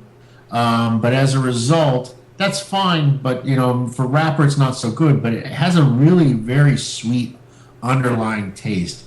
And I really, really enjoyed that particular quality of his tobacco. So it was a new farmer that I had never worked with before. But I really like his product. And it's been produced. I've actually gotten a lot of sweetness here in the last third of the cigar. Really, really. Tuttle's over there miserable. He finished his already. I just love the fact that just something at what sounds mundane as just growing it a little bit later into a rainy season has that much effect on the tobacco product itself. Yeah. Well, it's either that or the dog shit. I'm not sure which it is. There's got to be. It's the name. There's got to be just a tremendous amount of dog shit. Oh, I love those dogs. But no, I definitely didn't get the sweetness earlier on. Did you get? I got a really nice, just natural sweetness there in the last third. It was, I picked up a little hint of sweetness in the beginning. I was also very woodsy in the beginning. I classify that just the earthy, the woodsy, the not particular tree or anything, but just that in that initial startup. yeah. But then it switched. I got more spice towards the middle. I'm done with mine, so I'm tasting notes of depression, anxiety, sadness, lots of hints of sadness. That's a good thing, though. That's a good thing. We got another one coming up. You're going to be taken care of. Now I'm smelling an aroma of happiness And hope and dreams. But no, I actually got, and I don't know, we try, Steve, not to. I do read a lot of the feedback, but we kind of joke on here. I mean, we don't have the super sensitive, I guess, palates of a lot of bloggers that pick up these nuances that I mean, we will occasionally, and when we do, we're so happy about it. We're so proud of ourselves when we. I actually tasted the grape or the raisin. And what? But no, I would say, starting off, I got the woodsy. I didn't get so much the spice, maybe very mild. I got some graham cracker, which is one of those things I'll occasionally get. And Steve, tell me if I'm crazy. I love it. It's almost like a s'more kind of. How can I tell people what, for me, what I get is, I tell you what my odd tasting notes are. I mean, I find it to be very creamy. I find it has very strong notes of cedar. I find it has notes of cocoa. And I find, kind of like a rather, like kind of a light roast coffee to it. And the thing that I really find is that, I don't know if any of you guys retrohale, but the retrohale on this cigar is really exceptional. I actually concentrated a lot on the retrohale. And I get like a Telecherry peppercorn, which is kind of a real mild pepper from the retrohale. But I also get some kind of weird notes out of it. And you got to understand, I've smoked probably, at this point, I may be up to 900 of these at this point. But I get some peculiar notes too. I get a little bit of anise, licorice. I was about to say Okay. that. I swear I was about to say licorice. And there are two of us here, Steve, who do retrohale. And the two guys who sends the most transitional changes. And Not to brag, though. Not to brag. Not there's anything wrong with that. But no, I that's where I definitely got the graham cracker and the cocoa. It reminds me kind of like that Dutch press dried cocoa. You know, the stuff that's kind of that neutral pH. That it just kind of hits me that way. And there's another kind of like weird note that I get out of the cigar. Every once in a while, I get a little bit of clover, like honey. You know what I mean? But the thing that I get that's kind of a little bit unusual is I get a little bit of cinnamon in it, and it's that kind of it's not the Mexican cinnamon. It's that that's that Indian. I think it's called Ceylon cinnamon, because it's just it's a real mild cinnamon taste to it, and I get that as one of the weird flavor notes. But those are the things that I get out of it. We'll keep our eyes open for that on the next one, because I know you'd said the Toro is going to open up some other flavors for us. We joke a lot. We early on in the podcast we partnered up with.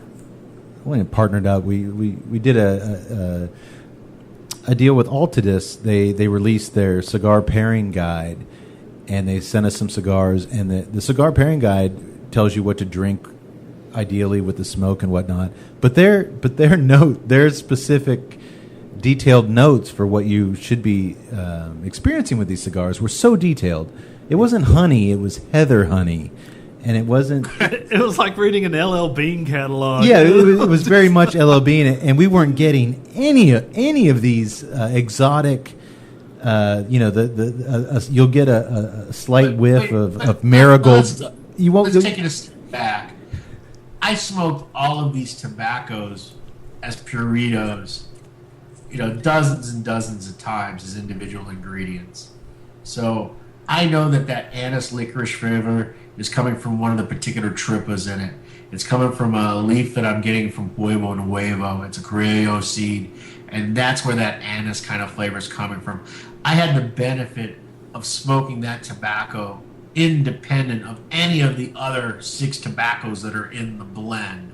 So for me to be able to detail out that level of tasting notes, it's because I had the advantage of not only having smoked nearly 900 of these, but also having smoked all of the tobaccos individually by themselves many, many times over, and taking copious amounts of notes as I was doing it. It isn't one of those things where I stuck it in my mouth and after 2 cigars said, "Oh yeah, this is like." No, it's there was one episode where Cody got a heavy note of butter. No, we were getting the butter. Cody never. Oh, we got the butter, and I still want to go back to that cigar. The other guy, the mythical butter. Yeah, Cody was just furious that he wasn't getting this butter taste that we were getting. He was salivating. He just wanted butter so bad, and he just wasn't getting it. But yeah, I can't wait. I can't wait to smoke the Toro. I mean, you can taste the thought put in the precision taken to choose the leaves. When you smoke the Toro, I'm guaranteeing that you are going to dramatically prefer one over the other, probably. Okay. Really? All right. Okay.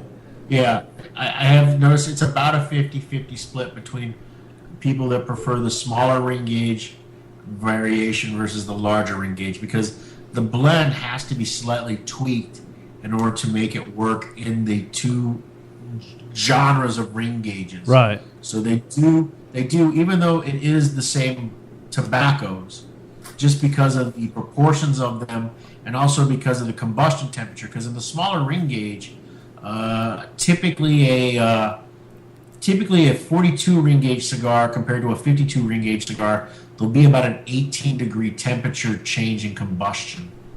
And that higher combustion temperature affects the way the tobaccos taste. So you are going to find that the cigars do taste different between those sizes. And some people will really, really love the larger sizes, and other people are going to really like the smaller size better. And that's why I always encourage people, and not just in this line, but pretty much in all cigars. I often say, well, if you didn't really like the Toro that much, but there was something about it that you liked, but it didn't really excite you, you really ought to go back and try one of their narrower ring gauges in the same brand, because you may find that one floats your boat, and vice versa the other way. And I think that's great, especially with a blend that speaks to you. I mean, I mentioned the Antonio, the 1970. There'll be some nights where I love the Grand Consul. It's one of the first premium cigars that kind of sunk its teeth in me. That big, Yeah. it might be a 60. It's a 60. 58 or a 60. I think it's a 60. It's a 6. I love that cigar, but there's some nights where I want a Lancero 1970. Yeah, see, I didn't pick up on that until the But I love Herrera them- Esteli release. but I love them both. I wasn't that big of a fan of the initial size that I The smoked. Herrera Esteli? Correct. But then when I tried the Lancero, I actually liked the Lancero. So that was my first eye-opening that the different ring gauges actually play a very big part on what the flavor profile is. Yeah, it's fun to explore. Well, I guess I don't want to keep you here all night, Steve. One of the last things I want to touch on you with is social media in the cigar world, and for better or worse, the need to be present and kind of an engaging force with your customers. We talked great deal actually with Skip from Romacraft about it, and on the last episode. But I absolutely believe in your case, it's definitely better to have you on Facebook. I mean, you have this unfiltered, no bullshit approach, and it reads honest, it reads ego-free, which is a hell of a tightrope to walk sometimes on the internet as far as people reading into how you say things, and they're going to put a lot of shit on there that you don't intend. Yeah, their own baggage. You're just on being it. yourself. I guess the knowledge you frequently dispense, whether it's in person, like we got to talk to you a little bit at CatsFest, or, the education that your followers get, just watching you embark on launching your own brand on Facebook and Instagram and kind of seeing that, it's just invaluable in my opinion. I think it's watching that process. I told Skip, it's like a behind the scenes featurette on a DVD of how a movie's made. I love it. I love seeing the germ of an idea go from, like just tonight, you telling us about you're working on a new Liga, and just watching that go from a seed in your head. And I know on Facebook and whatnot, we'll get to see it kind of grow and grow. To me, it makes watching guys like you in the industry it's really fun to follow what you're doing, and then eventually get to smoke the end product because you know where it came from, what went into it. But I know on the flip side, like all social media, I mean, there's a negative side. There's to an it. evil aspect. And there's folks that maybe think that you should keep certain opinions to yourself regarding other brands, and given your reputation in the industry, I respect the way you've kind of respectively stood your ground firm and been like, hey, you asked me my opinion on a cigar, I'm going to give it, or on a cigar-related topic, I'm going to give it. That only means it's my opinion. I'm not this deity on the mountain that I'm just giving you my opinion, and I should be allowed to do that, and I absolutely do think you should. How do you view social media as a tool? I mean, you seem to truly enjoy the interaction with I your think I fans. come at it from a different angle.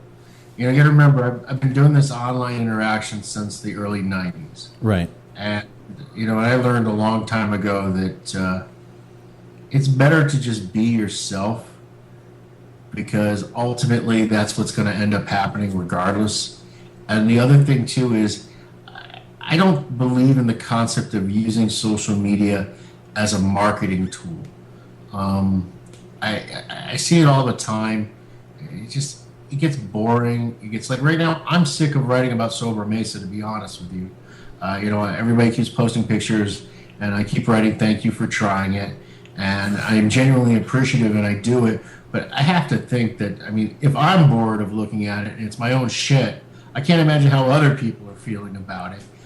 But at the same time, I have to provide I am genuinely thankful for all the kind words. So I want to make sure that I express that. But I try to not use it as I try not to use it as a marketing tool per se. I just really just try to share what I'm doing and what I'm thinking about, and I go about my life, and I go from there. And I think that, having done this now for, what is it now? What is 92 to now? 23 years? Yeah. I mean, have I been involved in my online battles? Yeah, I have been, but I've come to the realization that you're not going to make everyone happy. Well, you're absolutely not. I mean, I'm sorry. And if you try to, you're making a mistake. And ultimately, I think just I do social media because I enjoy social media. You can tell. I enjoy posting. Like, I enjoyed my experience the other night on Reddit. In fact, when I'm done with you guys here tonight, I did that for about 6 hours. There were probably about 6 questions I didn't answer. Yeah. I'm going to go back and answer those 6 questions that I wasn't able to get to the other night. You know what I mean? I genuinely enjoy that interaction. I enjoy talking to other cigar smokers. And so because I enjoy it, it doesn't feel like a chore. And I think that I think we're all advertised to so much today that it's overwhelming. So I think that consumers, not even consumers, I think other people, I think they can just tell when you're being genuine and when you're not being genuine. Like, a good friend of mine, he launched a brand recently.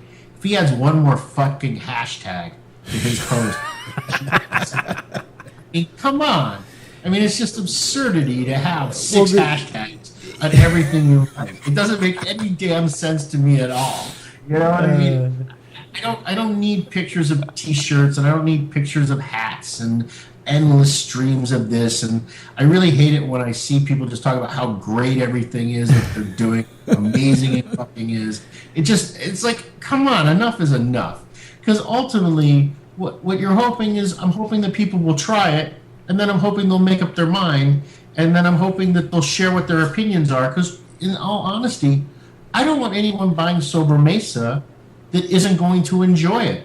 I don't want the wrong guy to get tricked into buying a box because he's told it's the most amazing thing in the world, for him then to be disappointed with his $300 purchase. That's the worst thing in the world. So I enjoy the free interchange of information. And I think in the long run, I think it benefits not only his fellow cigar consumers, but it also benefits me in the long run too, because it means that, you're getting that unfiltered, unbiased opinion. Well, and nowhere, Steve, was that more apparent than we talked at length on episode 21. If you have 4.5 hours to spare, I encourage you to listen to it. Maybe a long flight, or if you're having trouble sleeping. We talk about how we came to review the Caldwell Long Live the King Lancero is because of one of your. I encourage everyone who's listening on Facebook to befriend Steve. He does questions of the week, where he'll ask unfiltered, just kind of standard question about the industry or about your likes or dislikes, and through that debate regarding that specific cigar, it became a kind of a heated thing of, Steve didn't care for it, and a lot of loyal Caldwell smokers came up and voiced their support for it. And as a result, I was like, you know what? That's perfect for our show. That's what we do. Let's us smoke it. I think that kind of discussion is nothing but healthy, because in the end, a lot of Caldwell people came out of the woodwork and were like, Steve, you're wrong. You're wrong, damn it. And but the point is, I'm wrong all the time. It's a palate. It's completely individual. And Steve's very adamant about that. I'm speaking for me. I can believe that it's great for you, and I totally 100% believe that. You have a completely different palate than I do. But I did think the Caldwell representative was handled it well, and fanboys, which there are many. I never knew, kind of getting the cigar world, coming from the film world, where fanboys are, everywhere. I thought maybe I was escaping that once I got in, but my God, fanboys' feelings can get hurt so easily, and I've been guilty of it too. I mean, when the Swisher sale happened and people were posting, stupid little comical grape Swisher Sweet memes with JD's face on, I went nuts. That's total. Mr. How dare you, sir? Mr. Matt Cade, I won't engage in Facebook nonsense. I was just furious. I was just. Let me strap on my sword and shield. You fucking trolls! How you get a? I mean, I went crazy, and we all have our loyalties, and I think they can get out of hand. But at the end of the day, they're just cigars, and everyone's different. And I think the more discussion, the better. And I think the way that you present these forums for people to talk, I think it's healthy. I think it's fun, and it opens doors to try new things that we would never try. Let's be honest. The things that get posted online, I know that sometimes some of the I do get a lot of from my fellow manufacturers. There's sometimes why'd you ask that question? You know what I mean? It's just that they don't want that question to be publicized. They don't want to have a discussion about it. But my attitude is these discussions are already happening. People are saying these things to their friends. They're having these conversations in cigar stores with the owners. All you're doing, you're just, by not having the conversation, you're just basically sticking your head in a hole and ignoring it.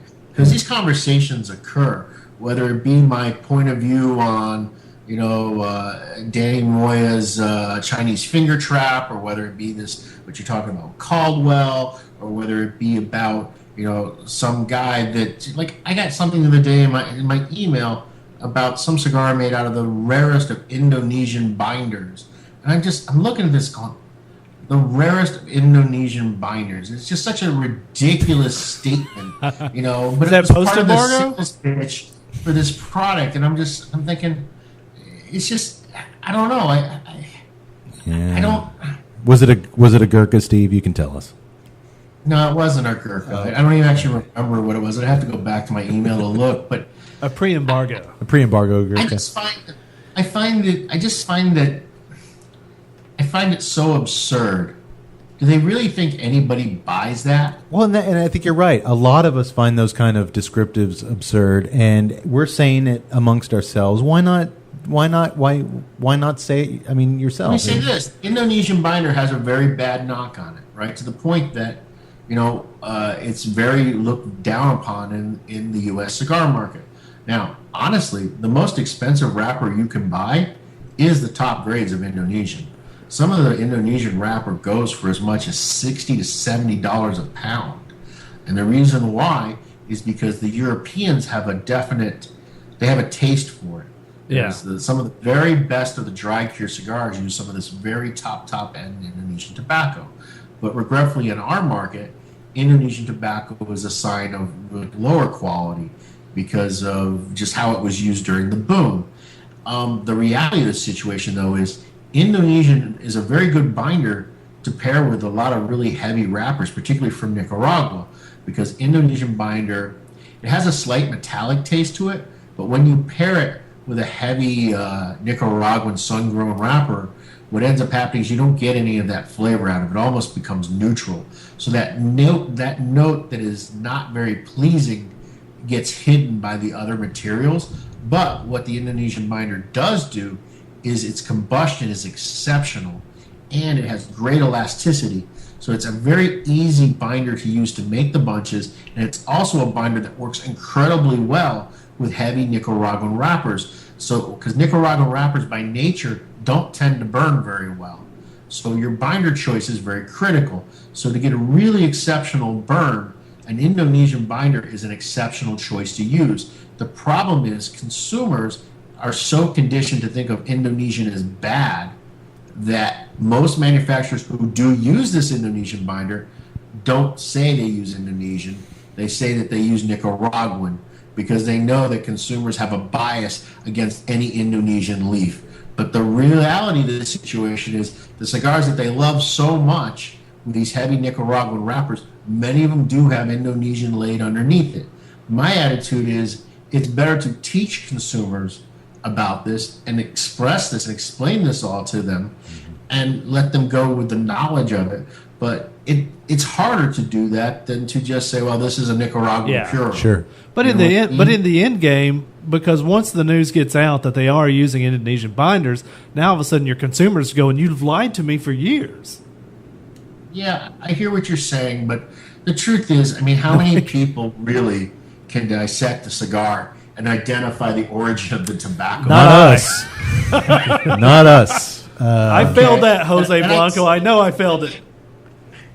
And I've seen it all the time where I'll meet some guy that's pretending to be some stud cigar guy, and he'll tear apart something, and because he's memorized the laundry list of materials, Sure. he quotes it off like he's coming up with something exceptional, where I know that the laundry list of materials is actually a lie. That's not really what's in the cigar. And it's just the way it works. So, it's the same thing with the Mexican. I mean, San Andres Negro is an exceptional leaf, but for many, many years, a lot of people were using it, but they were saying it was broadleaf because there was such a bias against Mexican wrapper. I love Mexican wrapper. And the truth is, San Andres Negro is a really, really good leaf. Now, I'm not a big fan of Mexican-grown Sumatran.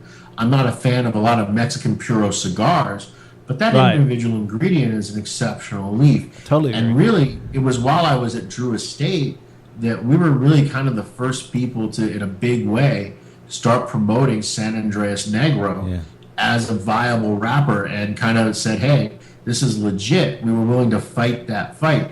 And once we had done that, you notice how many San Andreas Negro wraps I mean, marketplace. What I'm going to tell you is there were plenty of them before. They just didn't tell you it was Mexican wrapper because they didn't want to deal with the PR and the sales and marketing aspect of saying they were using Mexican tobacco. Yeah. You're preaching the choir. It's one of those the Mexican San Andreas is one of those ones that we kind of, once we started to finally dig in full force, like Tuttle's eyes open, he's like, oh, that's the common denominator of all these cigars that I'm really enjoying lately. They all have that Mexican wrapper in common. And it's like, I guess by that point the negative connotation was gone. But see, I came into it, kind of just extremely ignorant. I didn't know that there was a connotation from it. I didn't know that. I didn't know that there. Well, I kind of knew that there was a connotation about the Indonesian because I smoked one and I was like, "Hey, this is kind of good," and everybody was like, "Oh, that's Indonesian. That's crap." And I was like, "But if you come into it ignorant and you don't have that preconceived bias, you just, hey, this is good smoke." Yeah, I think it was the Murcielago, the Espinosa one that. I think so. I think I gave one of those. Yeah. And that was a really good cigar. I like that cigar. And am I wrong? I might look like an idiot here. Is that that is the undercrown, correct? Yeah, the wrapper on undercrown. The wrapper on the undercrown, yeah, which is kind of our go-to as far as something we can afford on a regular basis. It's an education, Steve. Talking to you. Last question for the night, and then I'll let you get back to your Reddit questions. Don't you guys have a movie to watch? Yes. Oh, I'm telling you, Steve, we've got like 3 hours to do after you, but. It's like an hour and 51 minutes. I know. Trust me, we've got lots of beers, lots of cigars. My only regret is that we're taking up your time. In terms of our time, this is time well spent. In respect to Mr. Saka, we did. I read on the AMA as far as pairings go that when you do drink alcoholic beverages with your cigars, you tend to go for Scotch. And while we do primarily beers on the show, we did break out the Scotch for the first cigar of the night, and it paired very, very well. What are we drinking here, Cody? The Balvenie 12-year Double Wood. It's a good Scotch. It paired very, very well. I think it let you taste the cigar, and it didn't it complemented. It didn't interfere at all. I can't. I'm of no use because I think Scotch pairs well with everything. Scotch pairs well with the dog shit from that farm in Nicaragua. Right. Last question of the night, Steve. What's your favorite movie? Favorite movie? Wow, that's impossible. How do you pick a favorite movie? You're at the house and you're flipping channels and this movie's on and you put down the remote and you're like, all right, we're doing this tonight.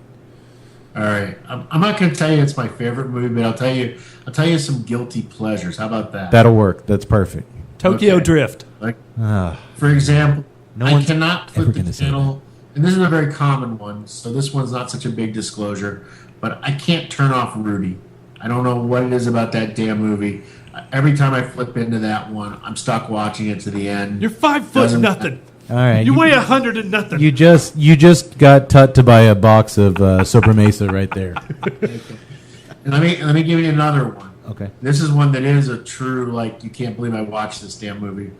I don't know what it is. Starship Troopers. Oh, hell yeah. All right. Yeah. Well, now you got Cody and I buying a box of Sobremesas.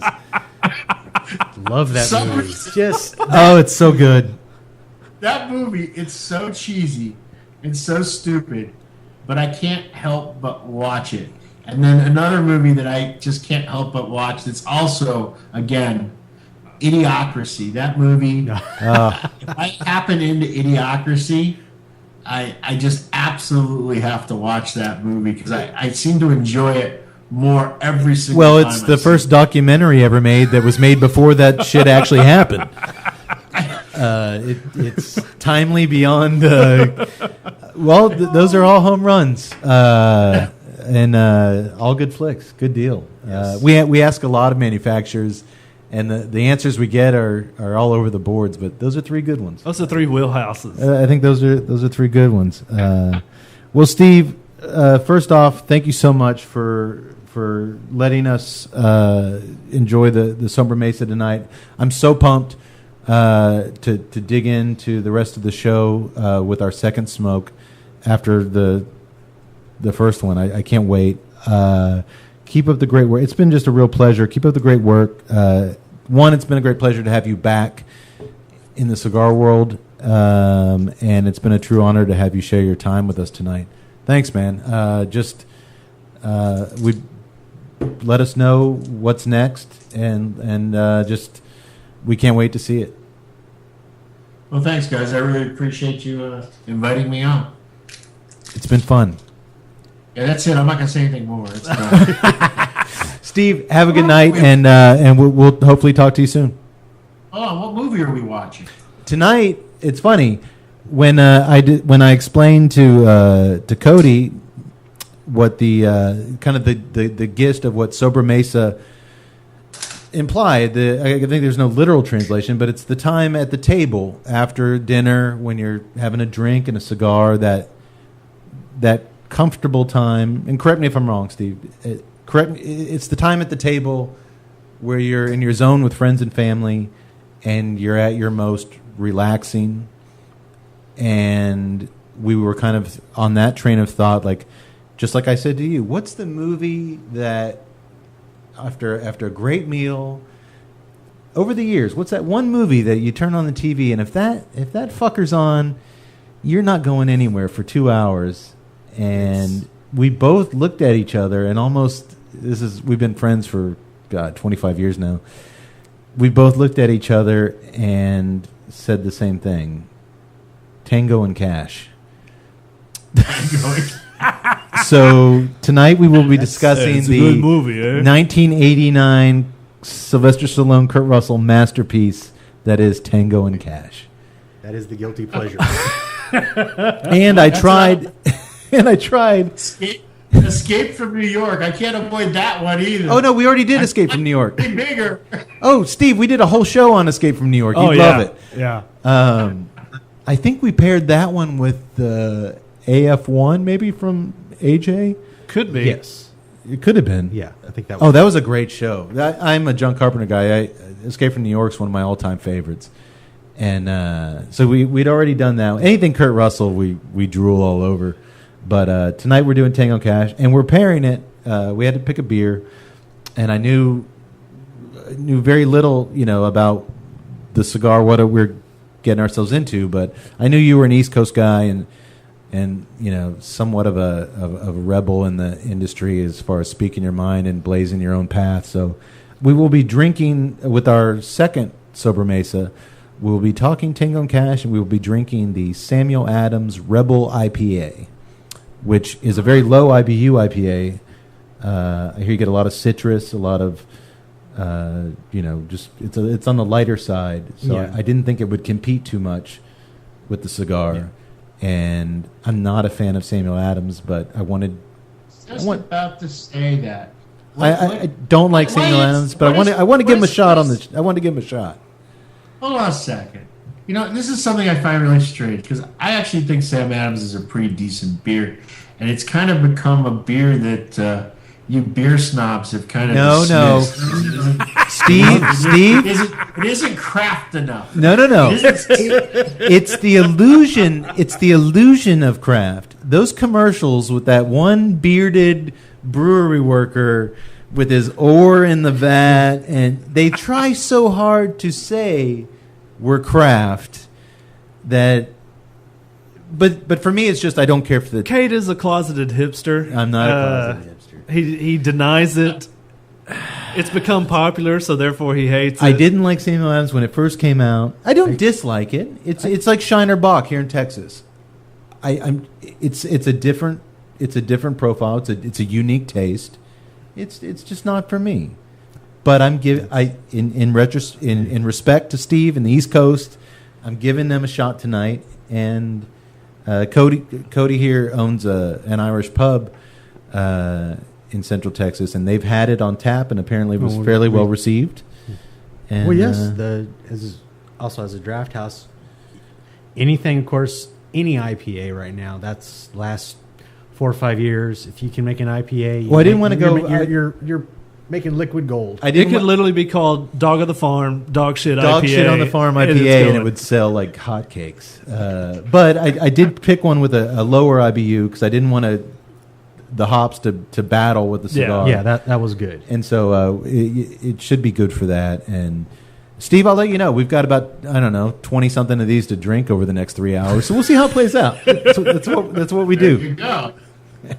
All right. Well, you guys have a great night and enjoy the movie. All right, Steve. Thanks a lot, man. Thanks, sir. Thank you. Take care. We'll talk to you next time. Well, how cool was that? That was fucking awesome. That's what that was. That was way fucking awesome. Thanks again to Steve Saka for introducing the cigar and then some. That was a 2-hour free education in Fuck yeah, it was. premium cigars. I don't and care whether you tobacco. like the dude or not. You got to respect knowledge when it comes through. And we saw that at Cats Fest, and again here. I mean, the guy just loves talking about the industry, loves talking about the craft, loves talking about tobacco. Yeah. And that leaks into why we love it so much. Well, I mean, it's not just people look at you like, cigar. No, there's like anything. If you go under the surface, there's so much involved in this thing of ours, and nobody puts a perspective on it and an educational spin on it like Steve does.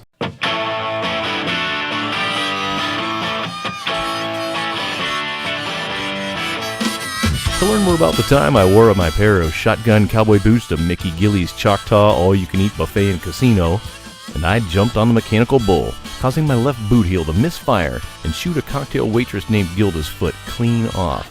Talk about foobar. Poor Gilda. Foobar to the extreme. We'll always have Gillies, my sweet Gimpy mama. We'll always have Gillies.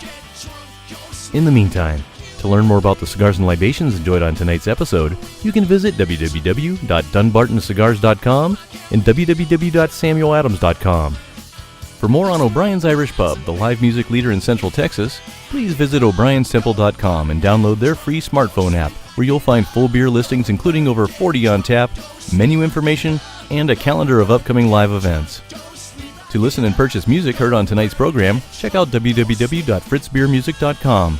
Thank you for listening to the Tuesday Night Cigar Club podcast. This is Keith A. Howell saying until next time, friends, unless we see you sooner at the pub. So keep it smoky, and for God's sake, keep it ballsy as well.